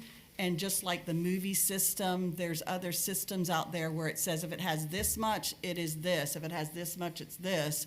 You know, so people are, when we turn it in, we would see a consensus of how all of us graded that book in its violence, its language, and its sexual content. And when I took a trip recently out to Oklahoma, which is like a 20-hour drive. So I did a lot of research while I was on there, reading a lot of young adult authors and publishers and how they determined, because those are the things that were really having this on at this time. And it was the same thing. A lot of them agreed and didn't agree. Well, I also happened to have got in line my Hunger Games book that I was reading on the trip as well, and had to have it finished by the time I got back. I was one day late, but I snuck under the wire. And I thought, with all the comments I've read, there's no sexuality in this book. There's no language in this book. And it wasn't until the end of the games, where it was the end of the end, that there were two incidents where it graphically described what was unnecessary pungency to the death that they occurred. If you know what the Hunger Games is, it's fight to the finish. You either get killed, you either kill or you're going to get killed. And it showed a lot in the book of people that were honorable and stepped in front of other people that they felt shouldn't have been there at all, and they wanted to protect them, and they were willing to give their life because they knew they were going to die eventually anyhow. And there was a place and a purpose for that, but it didn't have to have, like I said, and a lot of the things said with young adult, it has to have language. You're not, in the comments, if you don't have some sexuality and language, you're not going to, well, that book I've been on the waiting list for a month. So, and when I taught those in the classroom in 6th grade, the original Hunger Games. So there is violence there, but there's no sex, and there's no sexual content, and there's no language. So I agree that we need to look at those pieces too, especially considering that's the biggest part of wanting to protect age-wise of what's appropriate and what's not appropriate for the majority of kids, because there's kids that are going to fall one way or another. My autistic 16-year-old grandson, he couldn't have handled that book at all. even though it didn't, until the end, didn't include that. There's a lot of other material. He couldn't include it all. But then again, my other grandson, who's 15, would have thought, psh, this is nothing. So you have both ends of the spectrum always, and we're trying to hit the middle road, but yet protect what we need to protect as a specific. And I think if we have more of a rubric where we can look at the whole thing overall instead of just people's comments of how they feel, it will make it more where we can actually put the statistics kind of thing, the answers in, and get a result that is overall what we are actually grading the book at. So you have an average and not just a bunch of people's specific answers. And that's what I felt, because not only would we use this rubric, but like you said, the same rubric could be used by your 3 employees to add into, then create an average for us and those 3 employees together to make it. And then you have that documentation of why and how the book was graded. And I think that just adds credence. So I think you've done a great job. I think we needed to tweak it still. And I would make a motion that we continue this project and that it not be a hurried process. I second that. Second. Okay. We have to open it up for public. All right. I'm gonna need, I need a timekeeper. She's running. Sorry. No problem.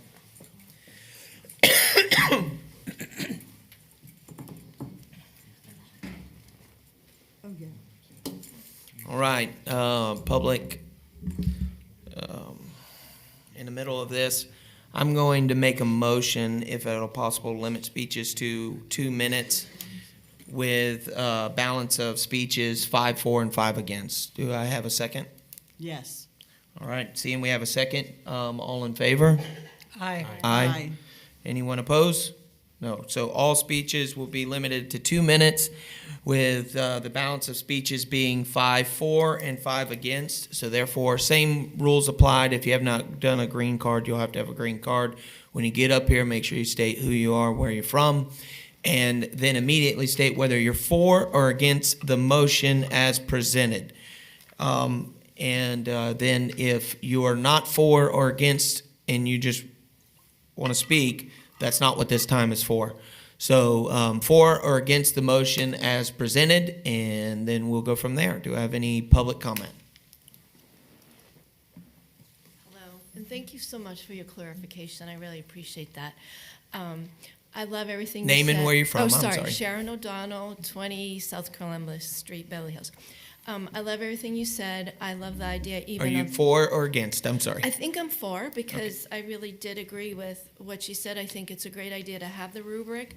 I think you could do it 2 ways. You could have the rubric, and you could have the questions at the end, so that if anybody felt strongly about any of them and wanted to clarify their point, they could. They could add, right? So you could kind of combine. I had a couple other thoughts that... and also, I thought it was really helpful, your explanation of the questions. So my thought would be you could do in little text for people that aren't familiar with your explanation of the questions, that you put like just a little text underneath each of the questions, and if somebody wants to get a little more clarification about what the substance of their question is, or the context, that it would be there. So those were my 2 questions, and I just also wanted to say quickly, thank you so much for all your wonderful work. I was so impressed. And thank you for all your behind-the-scenes work. One other quick thing I had is, 2 actually, 40 seconds. I've been an intensive reading teacher, and with the graphic novels, I don't know this for a fact, but what it seems to me is sometimes they stop at the graphic novels and they don't go on to the chapter books. So is there any way you could do some kind of transition books? And I don't know if that's already in the works, but transition works that actually help them get from the graphic novels into the chapter books. And the other thing I had was, I would love to see some of the programs that are happening, and you may already be doing this, but the Thank you. Public Your time school- has expired. Oh, man. Thank you. I would remind you that we're talking specifically to the motion right now. And so all of those were great points. I appreciate them. We are here afterwards. We'd love to hear from you. Okay. Any other?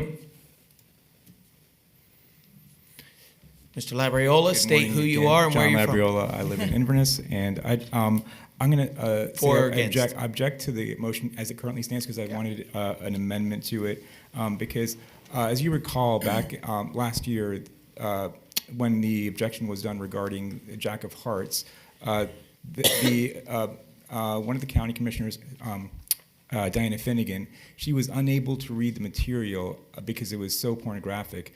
That was material that was shelved in the young adult section, and I think that's very illustrative. So this motion should be amended to say, can the material be read out loud at a public meeting? I think that's very important, a very important point, because she was not able to read that. Regarding another change I would propose would be on the awards. Yes, there are awards that are certainly important and that should be considered, like for classics. But there are specific organizations that exist only to promote LGBT or other sexually explicit materials. I mean, I'll give you an example. Like that book, the Jack of Hearts, the one I was just speaking about. That one won a couple of awards from, I think the ALA. The ALA is a big offender. American Library Association is a big offender. They specifically go out and award books that have that kind of content to essentially make it hard for individuals to object to the material. Say, well, it won the Stonewall Award or some other item like some other award like that. So I would want that motion to be to change that word, that question, to specifically say that these specific awards, like from the ALA, Stonewall, should not be considered in whether or not this book is appropriate for our libraries. So, but the main one would be, can the material be read out loud at a public meeting? I think that one is a very important one. Thank you, Mr. Labriola. Anybody else?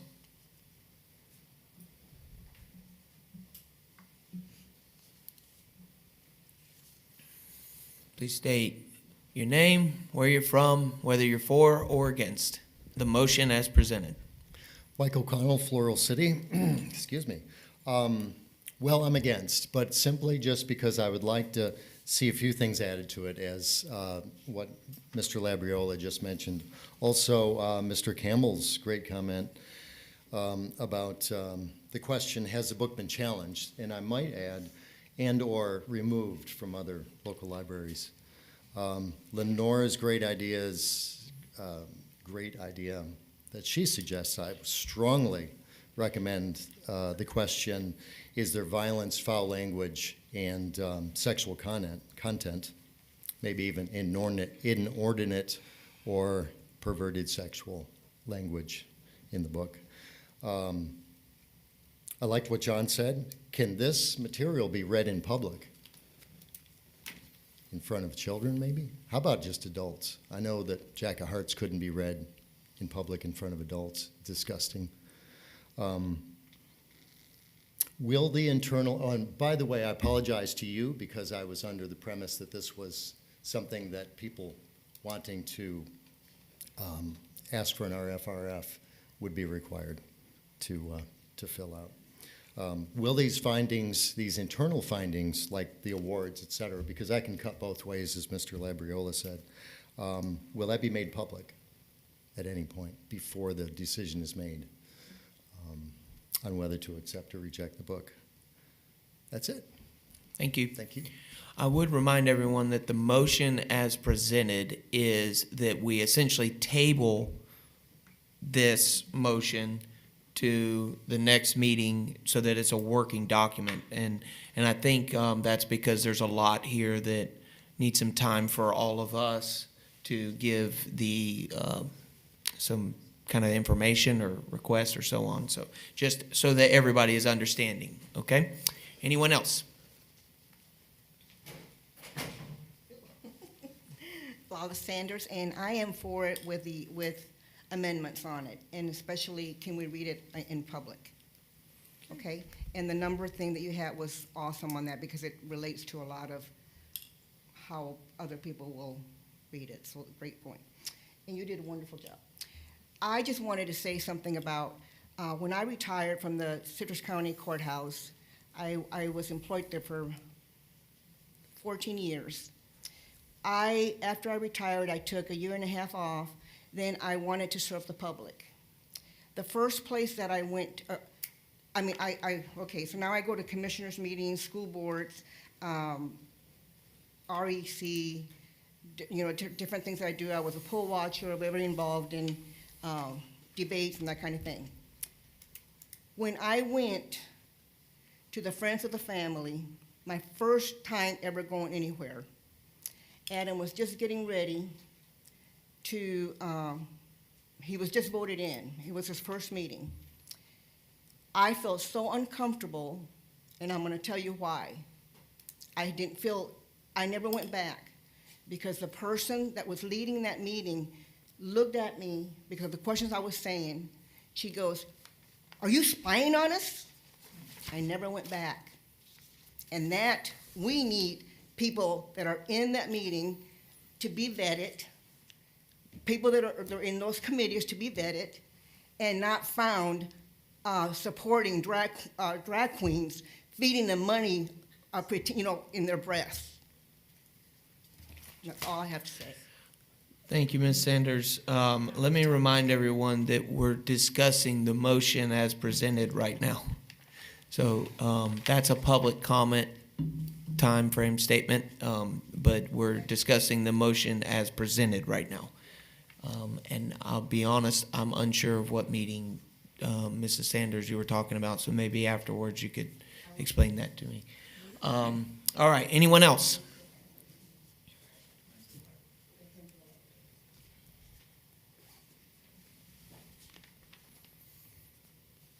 Robin Orlandi, Dunellen. I'm not even sure where to begin. For or against? That's where you begin. I'm against the motion. I'm for the form. I'm a little concerned with the quantitative rubric where we're assigning a number to things because I think there was way too many variables in the books. You could have a 600-page book that might have 10 naughty words in it, or you could have a 100-page book that might have a couple dozen naughty words in it. And then there's Shakespeare.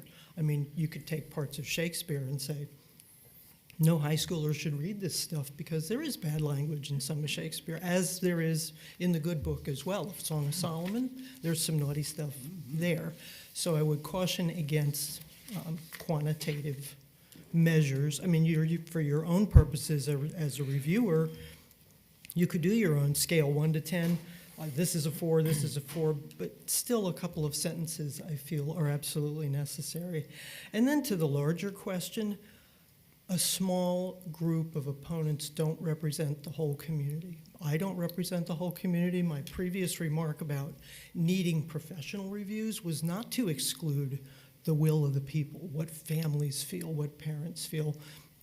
It's all one big circle. You have to include all of it, but to exclude the professionals is also a mistake as much as it would be to exclude the parents or the teachers or anybody else. So I think that what's lacking in some of the comments related to this is not including the whole group. I read Jack of Hearts. I can imagine it being read out loud in a book club for people that are not. I was not offended by that book.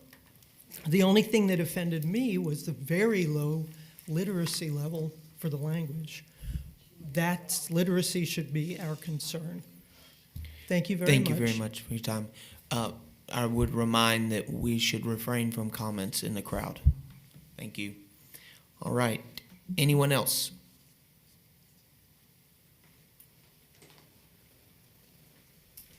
Please state your name, where you're from, and whether you are for or against the motion as presented. Chuck Hurley, Inverness, against. Thank you. Thank you. All right. Anyone else?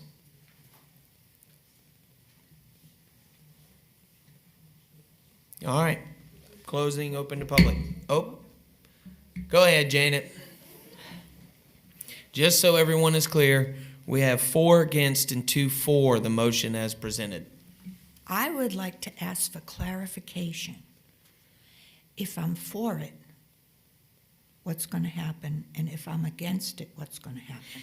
That's a good question, Janet. So, pause her time. So, if you are for the motion, then essentially we will table this. There'll be some time for inner workings, for what the differences, comments, questions everybody from this board can submit to Adam. Adam will come back to next meeting, and then in the next meeting, August, which will be a very busy meeting in August, and we will review what has been presented, make a motion at that time. Essentially, we could make a motion to table it again. That's always in the realm. Or vote on what we have at that time. So that's what it is. 4. Against? Well, if you're against it, then basically you can have any reason why you're against it. You're against it because you think we should deal with it right now. You're against it because you think it's good as is. You're against it because you don't want it at all. Okay. Does that help you? Yes, All right. thank you. I am against the motion because I think what you have in front of you is more than sufficient to make a review. That's it. Thank you. All right, we have our balance set, so no more speeches. Thank you. All right, 5 against and 2 for, so we've met our balance. All right, anyone else? That's not technically true, is it? So if you are for it, you can come speak if you like. Do we have anybody that is for it? Nobody. Okay, thank you. You already spoke. All right. Okay. Now we got it. All right. So we've heard from any board member have any comment on that. I'll just say this. I understand, and the funny thing is there were against on both sides. However, I disagree with them. And I'll say why. It's because I do think this needs time. I do think we need time for some input. I do like a lot of the suggestions you made, and that's kind of what I said. I may change my mind in the process. I don't agree with all of them, but that's okay. I do think this needs time for some simple stuff, like, for instance, just changing the name so it's not so confusing. I think that's simple enough. I think maybe we might want to explore talking about some of the stuff like violence and sexual content and all that. However, in my opinion, that can be addressed in is there a more suitable placement for this material?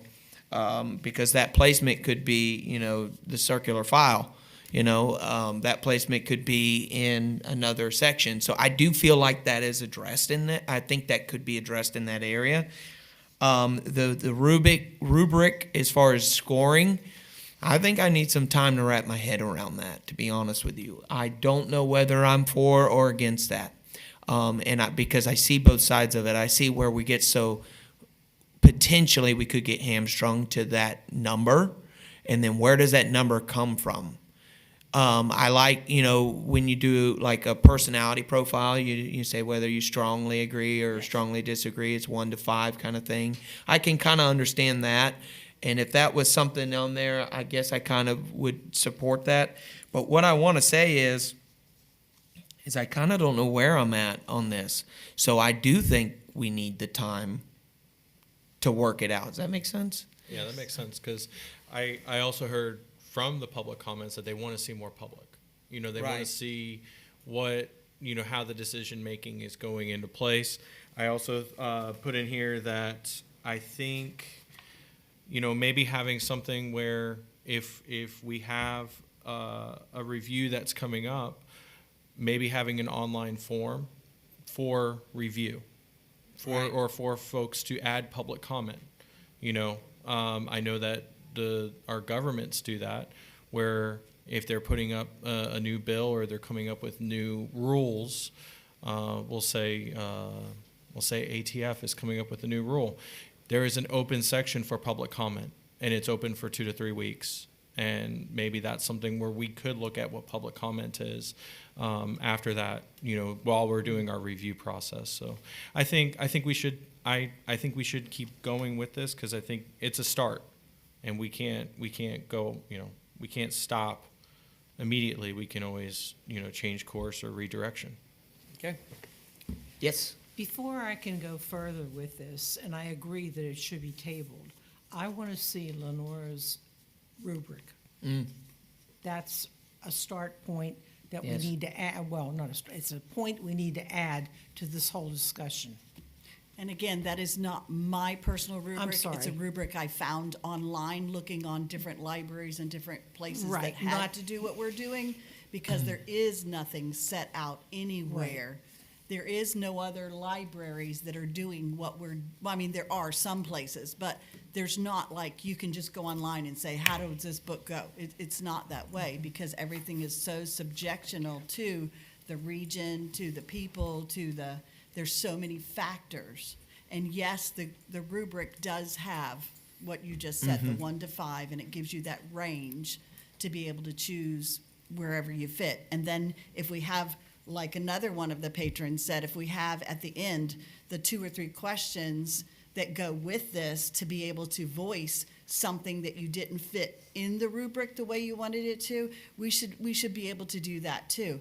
But at least it gives us, and this is why I feel it needs tabled, because even the people that said that they were against it gave me things to add into it. You can't necessarily be against the motion to move it forward, to work on it and create it, and not add what you just said. So if you're saying that something should be added, then you should be for the motion, that it's being tabled and that you're working on it. And I take some responsibility for the confusion over that going out, is that traditionally we read the motion as, and I just assumed it was such a simple motion that it was understood. And so some of that I bear the responsibility. Thank you, Janet, for making it more clear. Chair, clarification, Chair. Lenora, do you happen to have the rubric with you that you could tell me the name of it? No, I do not. Because I got some documents from you, and one of them was a rubric. I want to make sure I send out the right one to everybody. I only sent you one rubric. The one I have was the guidelines for evaluating WILA entries. Mm-hmm. Okay, so that's the one I'll send out to everybody then.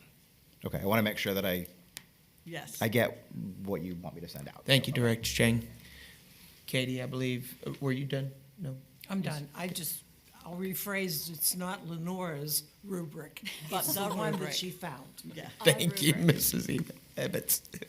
I'm not in love with the idea of making this quantitative, but I am willing to take a look at what you've sent out so we can all marinate on this a little bit more and come back to it next time. I agree. So now we have to take it to a vote. All right, so all in favor of the motion as presented to table this to the next meeting, that way we have time to do that. All in favor? Aye. Aye. All opposed? Seeing there's none opposed, the motion carries. All right. Let's go back. So quick. Clarification on this again, Chair, sorry. Since you've now had this motion, you've all voted for this one, what direction are you giving me that you want me to work on from now to the next meeting? What would you like me to bring back? Correct. So I would like, before the next meeting, I would like for everyone to have access to the rubric that Lenora did. And if at all possible, and I apologize, Caitlin, I realize this might be on you, if possible, we can have kind of a synopsis of what was presented by the board member. Now, I took notes, but if we can have a board member, or a synopsis of what the board members mentioned, that way we have that together and we can go off of, so that we're prepared and we're not hashing this out with a 2.5 hour meeting, at which we have the budget coming up in August. So, we want to try to have as much as we can together before we do it. Quick comment on that, making sure that I know this was put out, and I think there was also some confusion with that going to the public, just making sure that this is still in draft form and that we're still working on it, just so that there's some clarification, because I was a little confused myself, but I just want to make sure that we do, that helps, correct, keep everything right. Yeah. And so essentially, I would say is that you would be representing the same draft. Does that make sense? The same draft as written, and then presenting essentially the comments to us, what was made in this meeting, and so on. I know that it's all public information, but the point is for simplicity, just so we can get this together, is that rubric that was presented to you, the comments that were discussed right here, in the same draft. Does that make sense? Everybody good? All right. Okay. Next. Board member updates. Any board member updates? I have one. I have had the pleasure at our farmers market.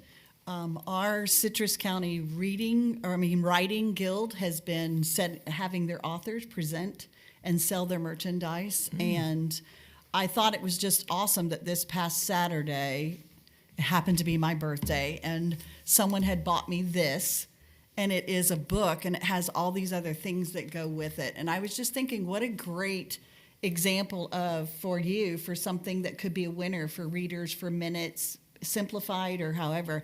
And all it has is a tag on it to tell you this is a historical fiction book, Midwest, farm grief challenges, confronting truths, coming of age, and a 4.4 Amazon rating. So it's sort of like a mystery book, but it has a bag of tea and some adult stickers and a reading list, and so I thought it was really very cute. One of our middle school books, which we don't see a lot of, so I thought that was really cool, from a local artist. And I am encouraging all of these artists to come to Adam's office to ask to have their books put in. This one is in the Crystal River Library. And for them to also be able to be presenters, and that the steps that they need to go to. They also have a collection for audience that would like to purchase it. Every year they have a theme for their books that all of the writers that are in the guild can enter. And last year it was Spirits of the Nature Coast.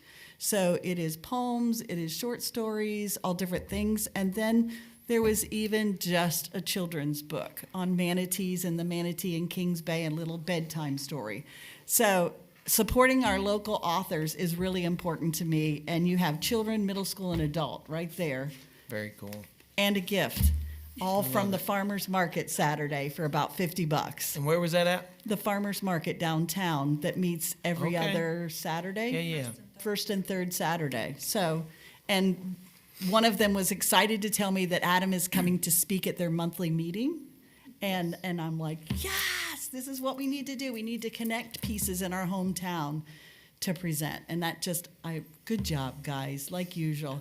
And I have a couple, I know we're running long, but I just have to say, I thought of this when you reviewed about checking out the books on the Saturday, because I happened to be there with my grandkids, so that meant 8 books were checked out, But one of my grandsons that's 15 laughed, and he said, "Oh yeah, 1 book. This is like a Lay's potato chip. You can't just check out 1 book, Mimi." And I said, "You're absolutely right." So I thought that was really cool.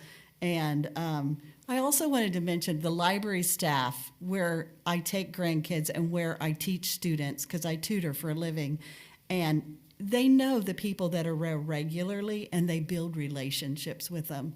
So if they come in, like, they will suggest, "Did you see that we have blah, blah, blah, blah, blah? Because I know you like." And I just think that's so, like, endearing that they really care and they really want to help them enjoy the library and build a lifelong connection with books and reading and enjoyment, especially in a technological society. We have a true gem, that's for sure. Yes. How could I top that? Sorry. Thank God, no. All right, so next meeting is August the 26th at 9 a.m. right here in this room. Just a reminder, that is the meeting where we will give our recommendation for the budget. Adam will send that out to you. He usually a couple weeks in advance. So please look it over, if at all possible. And I would just say this to the board members is, if you have certain questions or something, email Adam. Some of that stuff can be asked ahead of time. That way we don't have a meeting that goes on and on over stuff that we can ask ahead of time. And there's nothing wrong with it, and that's why this is important. But some stuff we could probably cut off at the pass, right?